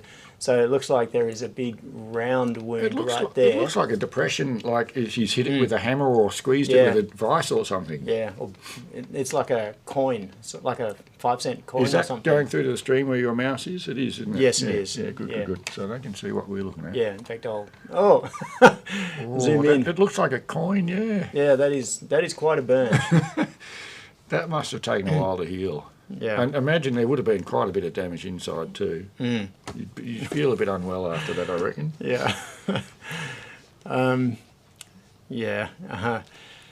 So Scott said, lucky me, it cost me about 10 metres. By the way. Oh, okay. I'm doing what's his name? Is Peter usually does it? There are a couple of people that normally do it, but I think Dodgy has done it. I reckon you want to go over today anyway. Have you got much on? Or? I don't. Oh, well, let's go long. Yeah. So Scott said, I must have missed a previous thing. 10 metres. Yeah, so Scott said 240 volt. I have a scar on my shoulder from bumping a 20 kilovolt feed line. Oh, wow. Shish kebabs. Excuse me, but Scott, you tossed you. That's right, yeah. It was your own muscles that did it. It's just that they were a bit overloaded with energy. Yeah. But, geez, your muscles must have been sore after that as well as the damage. Man, 10 metres. Imagine jumping 10 metres with no warning. Yeah. And it's usually the landing that injures you too. Yeah, that's right. It's the sudden stop at the end. Yeah, well, it depends what infrastructure's on the opposite wall. I mean, if there's a thing there with bits sticking out, you get horrible cuts and bruises. Yes. I just... Thanks for sharing the horrible images of your hand. Henrik just said that there's something else to post, so I'm about to pull up a new link from Henrik on TradeMe, and interesting. Okay, so that'll be something like it's a scanner or something. No, it's a used for prototype. Don't need anymore. It's the sort of thing that Adafruit makes. Hang on, you can't see what we're looking at. So this is the next ad that Henrik just sent me the link to. And these are Trying to work out addressable what it RGB does. LEDs. Oh, so you can run any. Yeah, you can run whatever pattern you like. Mm. Now, these sorts of things are typically used for wearable electronics, and the reason it's So got they'll the only be ring... 10-cent piece size or something, or maybe 20 cents. Yeah, like a 20, a little bit bigger. And these connections on the side are for conductive thread. So what you can do is sew this into a piece of clothing, and then you use conductive thread for wires to go out to sort of sensors and matrix kind of thing. outputs and things. Yeah, yeah. So people use it for doing things like making clothing with sensors in it, or LEDs and that sort of thing. 74 volt e-bike. That's DC, mate. That's getting pretty dangerous. Yeah.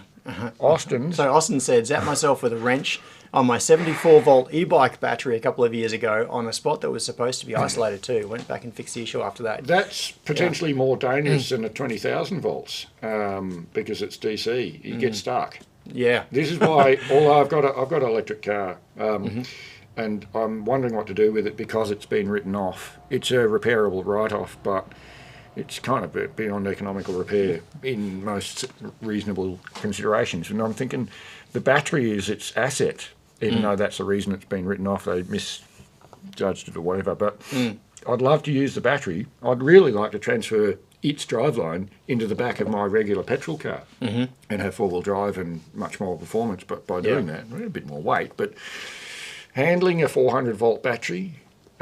Scary. With the number of, I've had boot fires. I had to boot fire twice in one trip. There were two unrelated causes. My electronics in my car has often been not very tidy, perhaps is the best way of putting it. And so I don't think I'd be very safe to be working with 400 volt batteries. I was just about to put this back up on the shelf, and I realised I've been holding this for the last 20 minutes because we were talking earlier about things like resistor kits. And so within reach up on my right here, you can't see it on the camera, just over my bench, I've got, this is an 0603 resistor kit, and if I open that up, it's got a big range of values in it. And then just above that, Just like the idea that I'm really steving you so much. and there's an 0402 resistor kit, and up here I've got a capacitor kit. So this has actually got, it was an 0402 kit, but it had spare slots in it, so I then loaded it up with 0603 as well. Squirrels sort of bounce, they jump like that, don't they? Boing, boing. Yeah, they sort of like a skitter and jump. I just want to be silly with Steve for a bit, but not now. Yeah. So, yes, this is getting back to the question. Those are the two situations in which I buy parts. There is a third. Which is the one that I don't like to admit to. So, in summary, I buy parts specifically when I need them for a project. I buy kits when I want to have something like a range of parts for prototyping purposes. The third is when I see something on like on a clearance sale and I think I don't have a use for that, but I want it, and then I just buy it. And then it sits in a box for 10 years, and then I find it again and remember that I had it. Scott says to me, there's a YouTube channel, Superfast Matt, yes, I've got that video, I haven't watched it yet, on my short list. It's ready to be, I'm eager to catch that one, but I've been busy coming down to Melbourne and stuff. Superfast Matt is a rather interesting channel because he combines, obviously, a number of my interests. Thank you for pointing it out, Scott. Yeah, there was an example, in fact, I think I have an example almost within reach. Okay, I'm going to see if this... Interesting Espro Cali, I'll draw attention to you in a sec. What are you looking for? No, it's all right. It was something that was out in the back. I think it must have been... What I was looking for was when Truscott Electronics was closing down a couple of years ago, I think I ended up grabbing your seat. We switched seats somehow. Well, you're less comfortable. Yeah, when Truscott Electronics was closing down a couple of years ago, I grabbed a big box of LCDs, and they are the parallel port addressable type, and but they were out of speed. What were they? Police radar guns, I think they were used on originally. No trimming, Steve. He does not need a haircut. Is he in shot? Where is he? Yes, he's in shot. No. It's very tempting. We don't need mohawks, Steve. I did say I'd draw attention to one post that... do you ever buy stuff on eBay because you can resell it at a profit? I don't think that's you, but is that sort of stuff you've thought about before? Because because of your... I've knocked over the microphone. Oh, that's because of your unique understanding of certain products, it might make sense sometimes to do that because you can see the market where other people can't. Yeah. Something you've ever played with? Not really, because I'm always worried about being stuck with stuff that I then can't sell. Well, I've managed to get stuck with a lot of stuff because I'm not that good at reading the market. And I think because I'm interested in it, other people will be. This is probably a common trait that a lot of people have. It can lead to hoarding. I mean, living in a factory, I was very careful about trying not to procure too much, but there's a difference between hoarding when you get lots and lots and lots of the same thing and do nothing with it, and just collecting lots of useful things. And that's one of the definitions of hoarding that, I can't remember what the other thing's called, but I had a lot of rubbish. And now I'm paying quite a bit of storage now because of that. And most of it, when I pull it out, I'll throw it out. And when I went there the other day, I found there were rats gone through some of the good stuff too, which is most annoying. Yes, we don't want lots of little squirrels going through and leaving their friendly deposits behind. No. What I was going to do was just grab out the box. Okay, I am actually going to do it. I'm pretty sure I can get it in, let's see, I was going to say under 30 seconds. Well, 30 seconds is a long time. I don't know whether I can keep them entertained for that length of time. Do I do a little dance or something? No, that's probably not a good look. Don't hurt yourself brushing too much. Okay, this is the box. Now this is a classic example of buying something because it was too cheap to not buy it. And not ever using it. And then never using it. Okay, so... what is it? It is 2x40 LCDs. These are out of police speed, like radar speed guns. So they are very long format LCDs. Show the with other side. With a parallel port interface on it. It's the classic. It's a display of some kind. Yeah, but it's a character LCD. Oh, so the police are sitting in there and they're reading the speed and these devices were somehow part of the mechanism of the speed. Have you interfaced with one successfully yet? Not of these, but this type I have used many times. There's two different types in there. Oh yeah, they're different. There are a couple of different types, but the interface is the same. There is no problem talking to these. These are like one of the most well-known. So cable tie. When are you going to need one? I've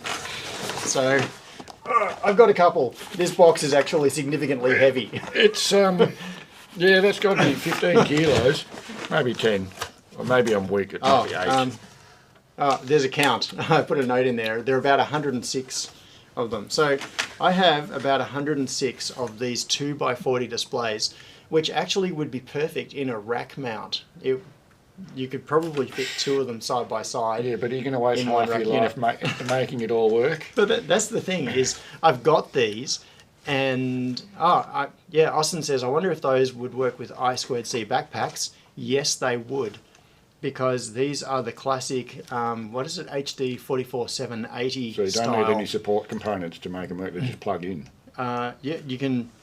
You can control these with an Arduino or something. Yeah, really easy. And James says, are they on your store? No.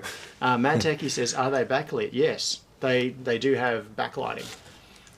And there are a couple of different styles in this box. A gorilla mascot out the front, says Gerald was talking about in Toronto. There's a place on Queen Street called Active Electronics. Yeah. They had a gorilla mascot out the front. It was too poor to buy anything there. Now they're gone. Yeah, well, they went because he didn't buy anything there. So it's your fault. Well, collectively, not all of the other people like him. And this is the name of the game. It doesn't matter how good the stuff is. Sometimes when I go into JCar, I get excited, but I don't buy the stuff most of the time. I think in the last 2 years that I've lived right near a JCar store, it's something Tronics, but they're using they're anyway. I reckon I spent $10 there, and I spent $30 there, and then took it back and got my money back. A faulty Bluetooth repeater or something. Yeah. Anyway, So so cable I don't know tie how they said stay in backlight business. blue or green. My guess is green, but Not let's even find out. RGB. That's a bit sad. Oh no, these are old school. Are you set up well enough to be able to tap power into that? Yeah, let's get some power into it. That's But, something. but that I what can cameras do. have you got? You haven't got a down camera, have you? No, I don't. Oh, you've got a little lizard on your scope. Yeah. That's one thing I didn't show you in my car. I've got a lizard like that, but it's a proper colour. And I want to get someone to paint it the whole roof with the lizard on it. It just looks awesome. That is. I've got a thing about lizards. Skink style lizards. They're cool. Yeah. They're the best little life form, I reckon. That one was designed by my friend Nick. What's this power disc plugging in? That's your adjusted variable bench power. Power supply. Yeah. Unfortunately, I don't have the down camera. The down camera is currently sitting on the bench to my right. Well, you've got to set because the I need place to up, mount that's it. right. I've So got you're going to go mount the mobile, are you? sliders. I'm just got to turn on the power supply. Oh. Every Everything's remote. every single thing in this place is controlled via Node Red and whatever else there is. Because I'm the owner of an electric car, I never charge my car. My phone battery's over 74%, because that's what my car stops at. So I mean, it's the same technology. Although the Volt has got a lithium manganese battery in it, which is a little bit different. It's mostly about fire protection. It doesn't produce oxygen when it burns or is punctured. Now, the thing is, I don't know what voltage this backlight is, so I'm gonna What guess. a busy display that's got on it, my golly. Yeah, I really like these little. Let's give it 200 milliamps limit. Yeah, well, you don't know if there's the right resistor involved, do you? Yeah, it's got anode and cathode. It's probably 50 milliamps would Hang be on, enough. I'm going to try to connect this on camera Ready if for the I can. smoke to come out? Ready? Yeah, there might be some smoke coming out. Right, it's lit up. It looks like a white backlight. What is it on now? I think so. Hang on, I'll reach across. Yeah, that's Yeah. off. That's on. Yeah, there So you go. it's like the yellowish sort of greeny Yeah. backlight. It's the light itself is probably white, but the LCD stuff, the off colour, is sort of predominant. yellow. Yeah. So these these old HD 44780 style They'd be 20 interfaces. years old, wouldn't they? Oh yeah, at least the driver chip at least. It's. Oh, James said, let's do a contest. Send some out and give people 1 month to build a project with them. That's a damn good Oh, idea. Yeah. Hey, James. Yeah, good on you, man. James, you win 10 Superhouse points. You know, if you keep doing that, you're going to end up actually having to bank them somehow. I've already forgotten who it was that won 10. Oh, it was Cable Tie, I think, Yeah. and maybe Yeah, well, Sion. he's got about 10,000 already anyway. Yeah, hasn't he? yeah. Yeah. No, I like that idea, a contest, because it twists things up. It just, it mixes things up and makes it interesting. Yeah. I don't think I'd win it. Oh, I'd reckon Sion would probably give that a good go. yeah. That's his sort of area. isn't Sion it? is pretty busy though. Yeah. Spro said, take the bezel off and make a big display Oh, or game Cable out Tie's of got an idea. This is a bit of a Ooh. worry. it. Yeah. Oh, I'm just wondering what Cable Tie's going to spit out. Come on, man. Type quicker. Yeah, Sion has no time. Yeah. Yeah. Sion is a slave to the pick and place machine. Yeah. Joel says 10 points are redeemable for an LCD. Yeah, this is going to end up like a frequent flyer scheme, isn't it? Where you get. What language is Henry speaking there? Oh, Yeah. it's using shorthand. Yeah, okay. Yeah, LCD module 48 by 2, HD 44 780. Yeah, but yeah. So that's right. It's Held for a review. What's he staring at us or something? no, it's for another moderator just handled this. Okay. I've got to make Cable Tie a moderator. Hang on, I don't know if I can do that. Are people worried about going over time today? I don't think John or I am. We're having too much fun. Talking lots of crap, really, aren't we? Yeah, I'm not even sure how to do that from here. Cable Tie is mucking about, trying to make you a moderator right now. I think No. it's a bit of a squirrel. It's a schmozzle. It's a Okay. squirrel. Yeah, it's a squirrel. We need him to jump up and down whenever there's a squirrel happening. Oh, God, I haven't got that much energy anymore. Austin says, should look at the designs on Discord. Okay. What designs are they? I'm Is not this sure what another it is. squirrel? It's a very hyperactive squirrel. No, but is this what you're doing now? Is that what? Are we getting back on track, or is it a squirrel? I don't know anymore. I've got no idea. I don't even know what designs. What were we doing again? Yeah, exactly. Discord. Okay. So Austin was saying to look at the designs on Discord, but I'm not sure what designs he's referring to. Oh. Oh, yes. Yes. Okay. This is a topic. Cool. Let's bring this up. This is I'm just checking what I can show before I hit the screen share thing. I want to make sure I'm not going to reveal anything because this isn't a private chat. All right, I'm going to open some images in preparation, and then we're going to switch to the view. So I've got that. Oh yeah, I think I'll be okay with this. Let's just go to Steve's trying to put a dampener on things. He's quietening me down by being a burden. It looks like you got a mohawk. It feels like I've got a mohawk, let me tell you. Okay, so what we're looking at here is the previews that Austin just sent me. So first one, OXRS 8-port security module, end-of-line resistor monitoring, 12-volt compatibility, 24-volt tolerant, each port 150 milliamp polyfuse with P-channel switching. All right, so tough little buggy. You could use that in the car without any worries. Yeah, this is cool. Except that you got the MCP 23017. It's old school. No, the problem is that these have become unobtainium fairly recently. So the problem is the 23017 is a really useful general purpose I/O expander, and Austin and I and other people have used them in many of our projects, and you can't get them. Scott says, could make the world's most awkward Discord client with one of those displays. That would be super awesome. Yes.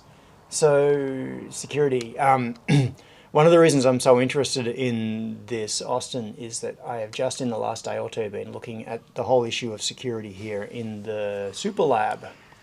You do need more security than you've got in a place like this. Trust me, I lived in a factory a lot like this one. It was in a worse area.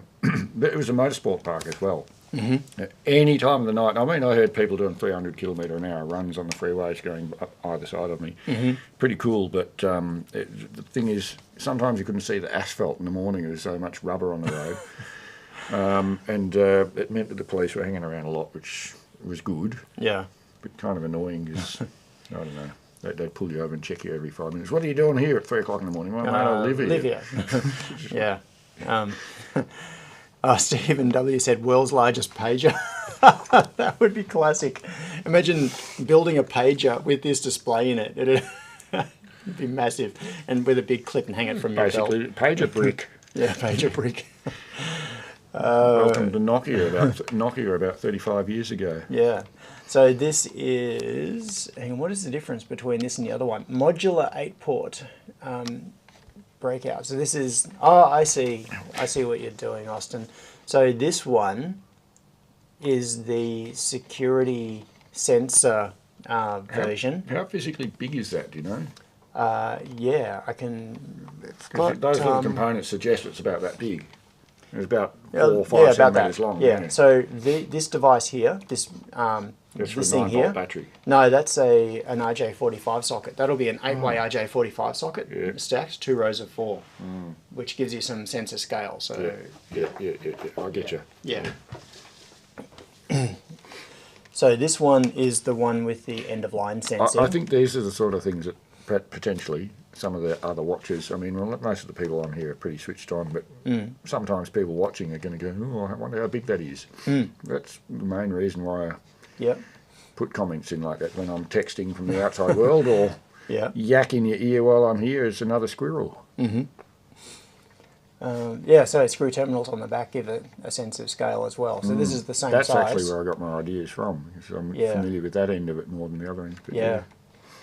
So this is the regular breakout in a modular form. So very interesting.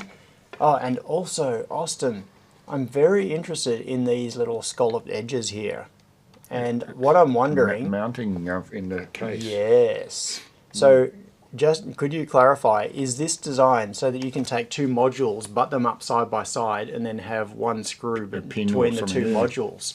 Because that overcomes one of the problems that I've had when I was working on the design for the RJ45 breakout, and I've done the versions for 8-port, 16-port, and 24-port. What would have been really nice, is being able to make one enclosure with cuts in the front, and then you could pick which ones you wanted. Like if you wanted a 16-port and yeah. Anyway, you've solved that problem. Oh, James has put in. Thank you, James, for the LCD contest fund. Yes, I think that really means James want to see it done as well. Thank you, James. Yeah. I think this contest is taking shape pretty quickly. Yeah, so Austin says, and Craig does allow modules to sit side by side, matches the current LSC mounting spacing. That is cool. And one of the reasons that I like this as well is that I wanted to be able to mix and match modules, because you could have a single chassis and have one module in it that's for, say, light switches, another module that is for security sensors, or different combinations of things. You might have an output module. So I really like that. That is cleverly done.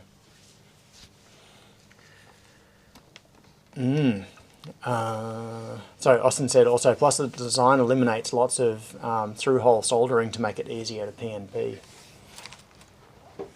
Yep. And you've got the extra headers on here for the I2C connection and power coming in. That's nice to see. The one thing though is hang on. Before we get too far down here, yeah, I'll go back to this one. So this one is a double-sided load, and I am definitely going to be avoiding doing double-sided loads for my own surface mount assembly.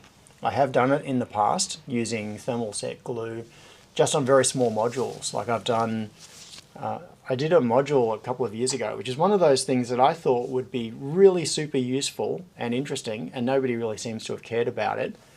It is it's the equivalent of an addressable RGB LED, except that it has a transistor on the output. So what it means is that you can have switched transistor outputs that you drive using something like the NeoPixel library. So this is a slight diversion. I'm going to come back to Austin's things because I want to show the other board that is a little bit further down in there. But if we go to tron.cc freenfet, I think this URL should get us here.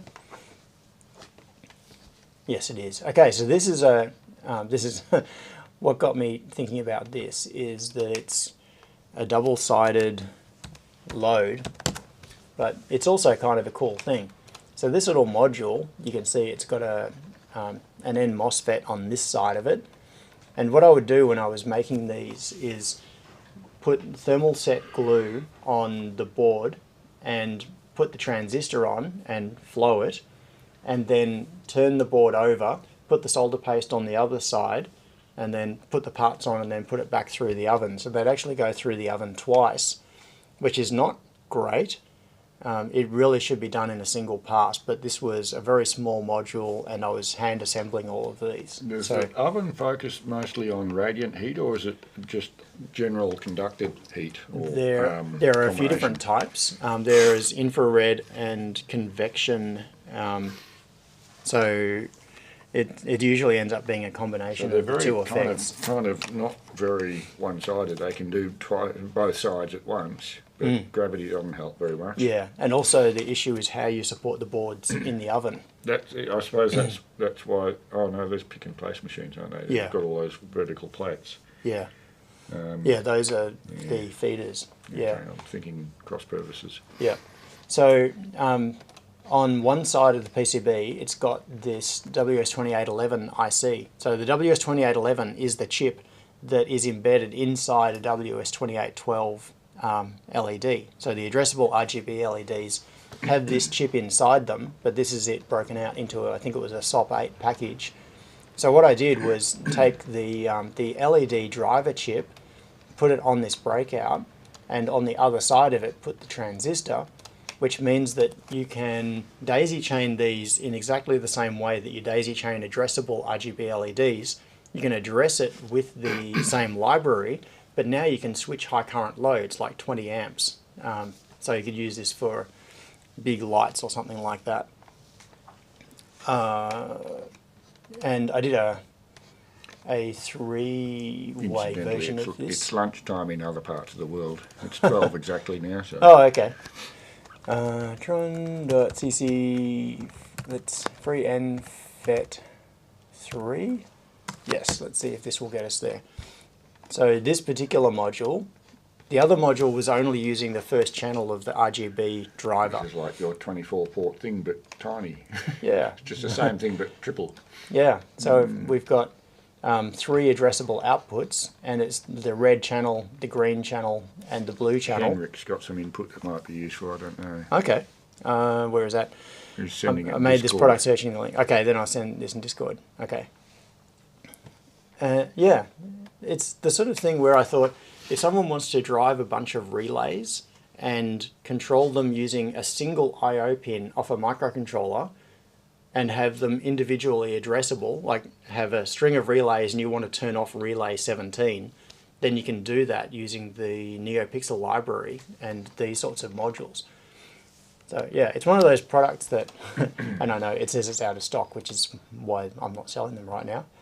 But I never really sold very many of them. It's one of those products that I thought, this is going to be really useful. Imagine being able to treat relays or transistors or something as if they're NeoPixels. I wish I'd known about them 10 years ago. I'm doing relay to relay logic in the car because I couldn't think of any other way to do it. And that would have just solved it like that. I've had all sorts of complicated, when you've got some relays that are earth switched and some relays that are power switched and they're in the same circuit, you can get some pretty weird things going on. Yeah. So anyway, that was that's a board that in the past I've hand assembled myself as a double-sided load, and it sucks. But this does look cool, and I can see you would not fit all of that on the top. So I understand, Austin, why you have why you've gone for that. So getting back to Discord, and what's this? Rear case mounted power switch option, so you don't have to open a case every time you're moving items around. Okay, interesting. So I'm trying to get my head around.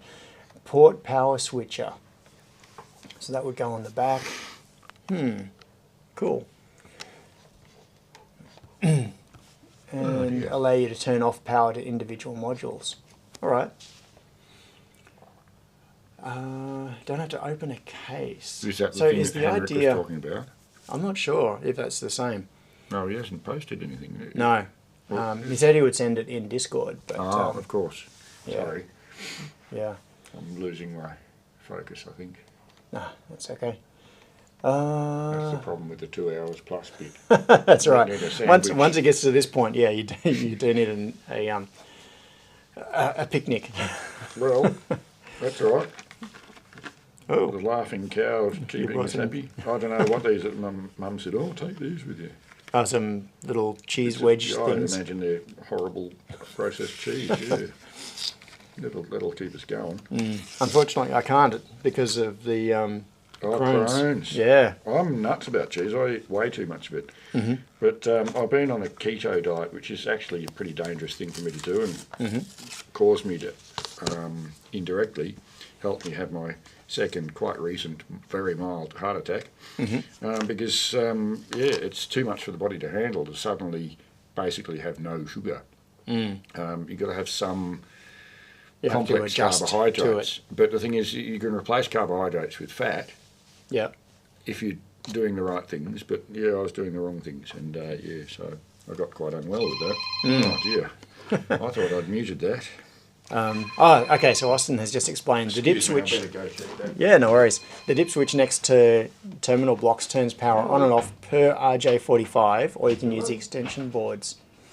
Yeah, okay, interesting. So I'm just going to head back to Discord. So these are for turning on and off power to the individual things. Okay, nice. Cool.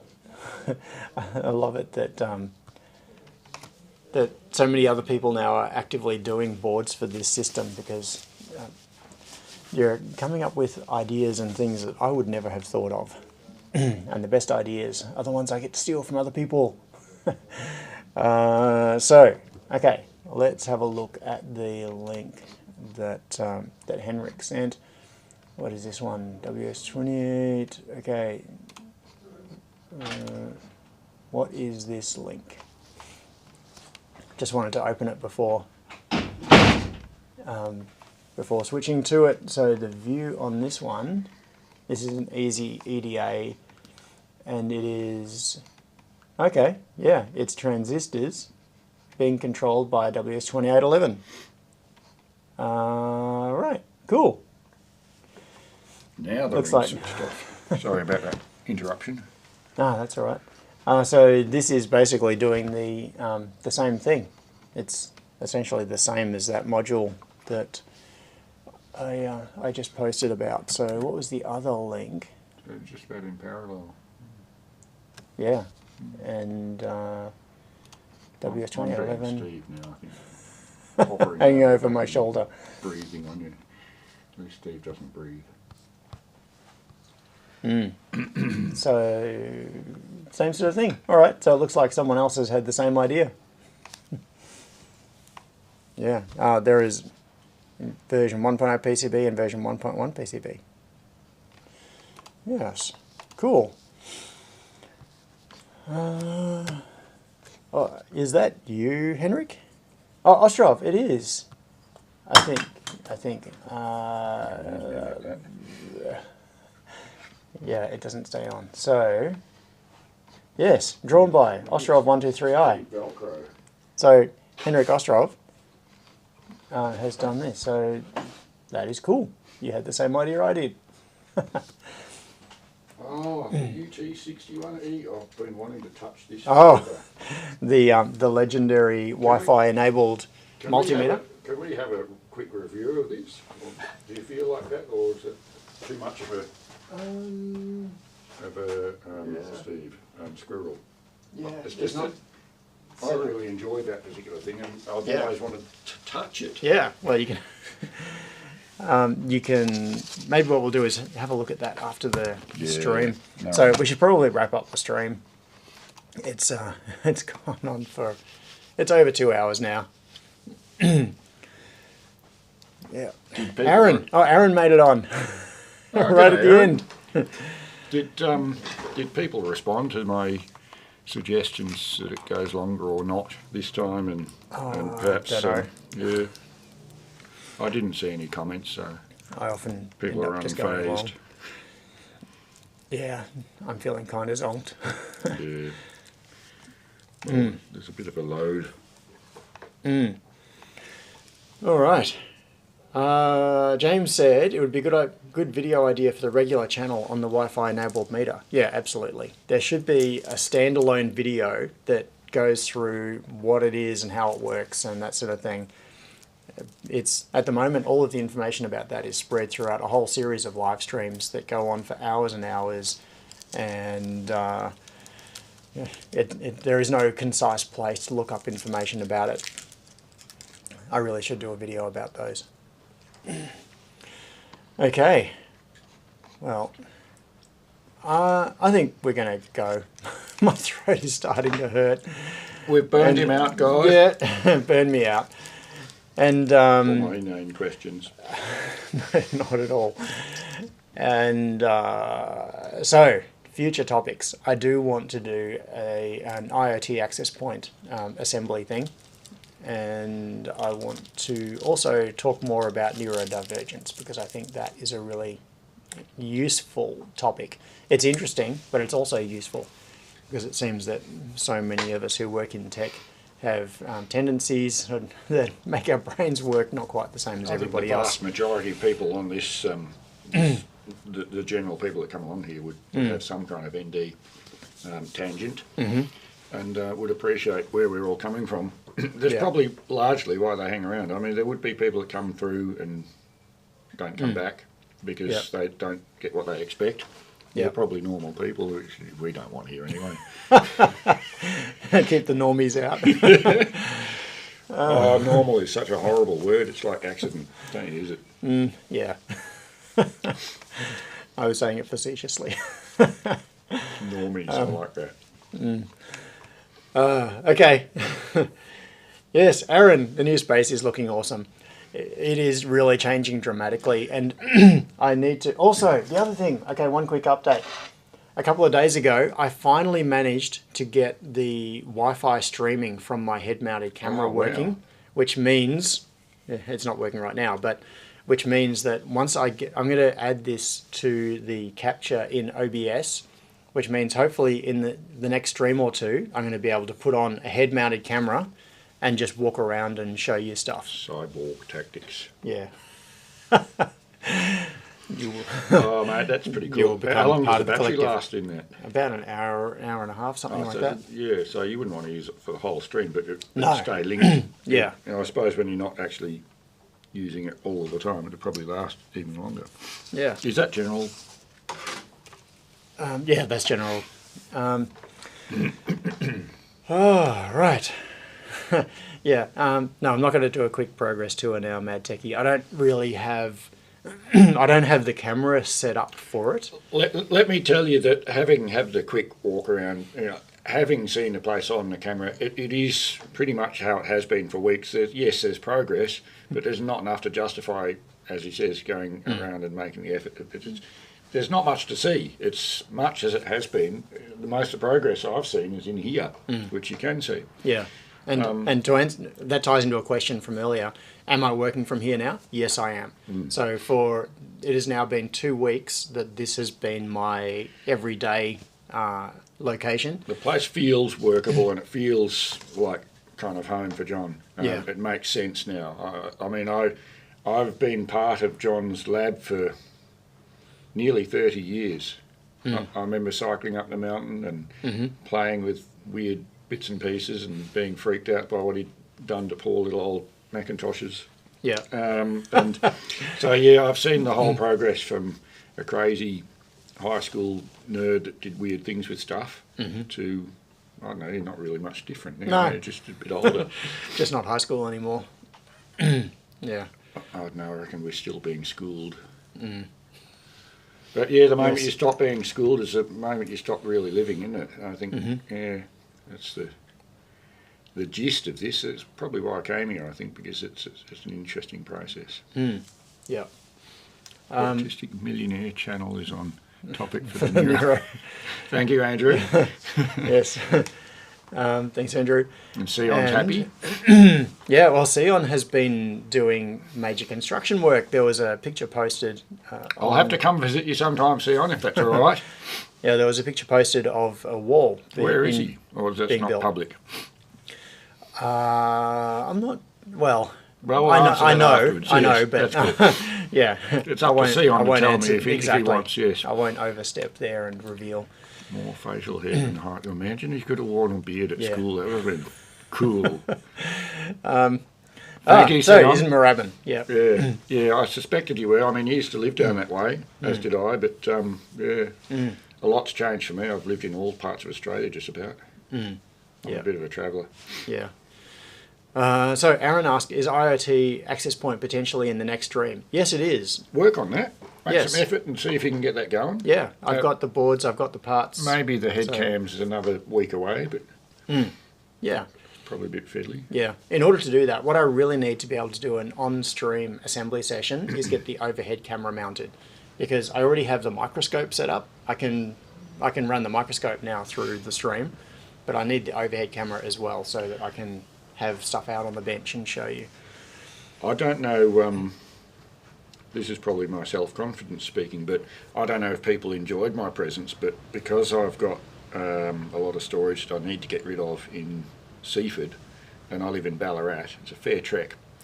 I'm planning on coming down here more often, and it could coordinate with this if I'm welcome. I don't know what people think of this weird dude that comes in and crashes the live stream. But I don't care what they think. You're welcome with me. well, thank you, John. But I don't want to upset people either. But I'm always thinking a little outside the box, and I'm going to hopefully input useful things like that. Yeah. Yeah. Thank you, Austin. Yeah. Cool. Okay. Well, we're going to wrap it up. Thank you very much, everybody, for Very coming sleepy along. Laptop, isn't that thing on charge? Yeah, it is, but I don't have. So we're going to go. Thank you, Gerald. And thanks everybody for coming along. And now, when you see outside the box in the chat, you know that That's what he looks like. That's right.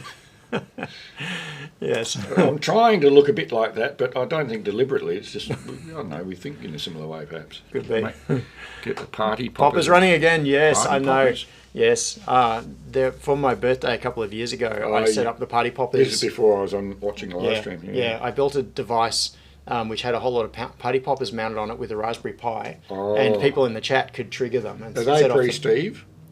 Yes. So they could be the Yes. thing that people trigger when there's Yes. a serious squirrel involved. They Yep. can remotely trigger one of them. So you're just talking, and then it Yep. creates it suddenly- another distraction because you're being distracted. Yes. I think that could be silly fun. Yes, I do need to get that going. Then there's, and funny thing is that cleaning up after that, because it was firing the streamers like over my head and over the everywhere. computer, Yeah. I was finding bits of streamers and the little round discs out of the end of the party poppers. I was finding those for months afterwards. Maybe that's not such a good idea to do it and aim them that way. Even if they just went pop and you couldn't see them would be bad enough. And then just having a little lead come on to say, oh, it's another... I keep wanting to say red herrings. Another squirrel to chase. I think, maybe a little ding and a little red light. Yeah, we're on another squirrel. You have it going bing, bing, bing, bing, bing, bing, Hey, bing, constantly. Yeah, okay. So we now have a use for this massive display. It's for a squirrel count. Oh, Do you think we have enough digits? No, well, that's a possibility for the contest. I think there should be a contest. Yeah. It looks like it could be a lot of fun. Yeah. I won't be making an entrance to the contest. I'm pretty bad with the soldering iron. Cool. I'm like everybody wants to be. I'm the guy that comes up with the ideas for somebody else to do the work. Yeah. They Not can do implement that. it. Yeah. Stephen says not enough digits. Yeah. I think that might be right. You've been trying to wind up for the last 10 minutes and I keep on giving you another squirrel. Oh, this is just the way it is, isn't it? Might need to use all of the displays. Okay. We will wrap up now. Thank you very much for coming along. And yes, same bat time, same bat channel. And I hope you all have a fantastic weekend. And I will see you all really soon. So it's goodbye from me. And goodbye from him.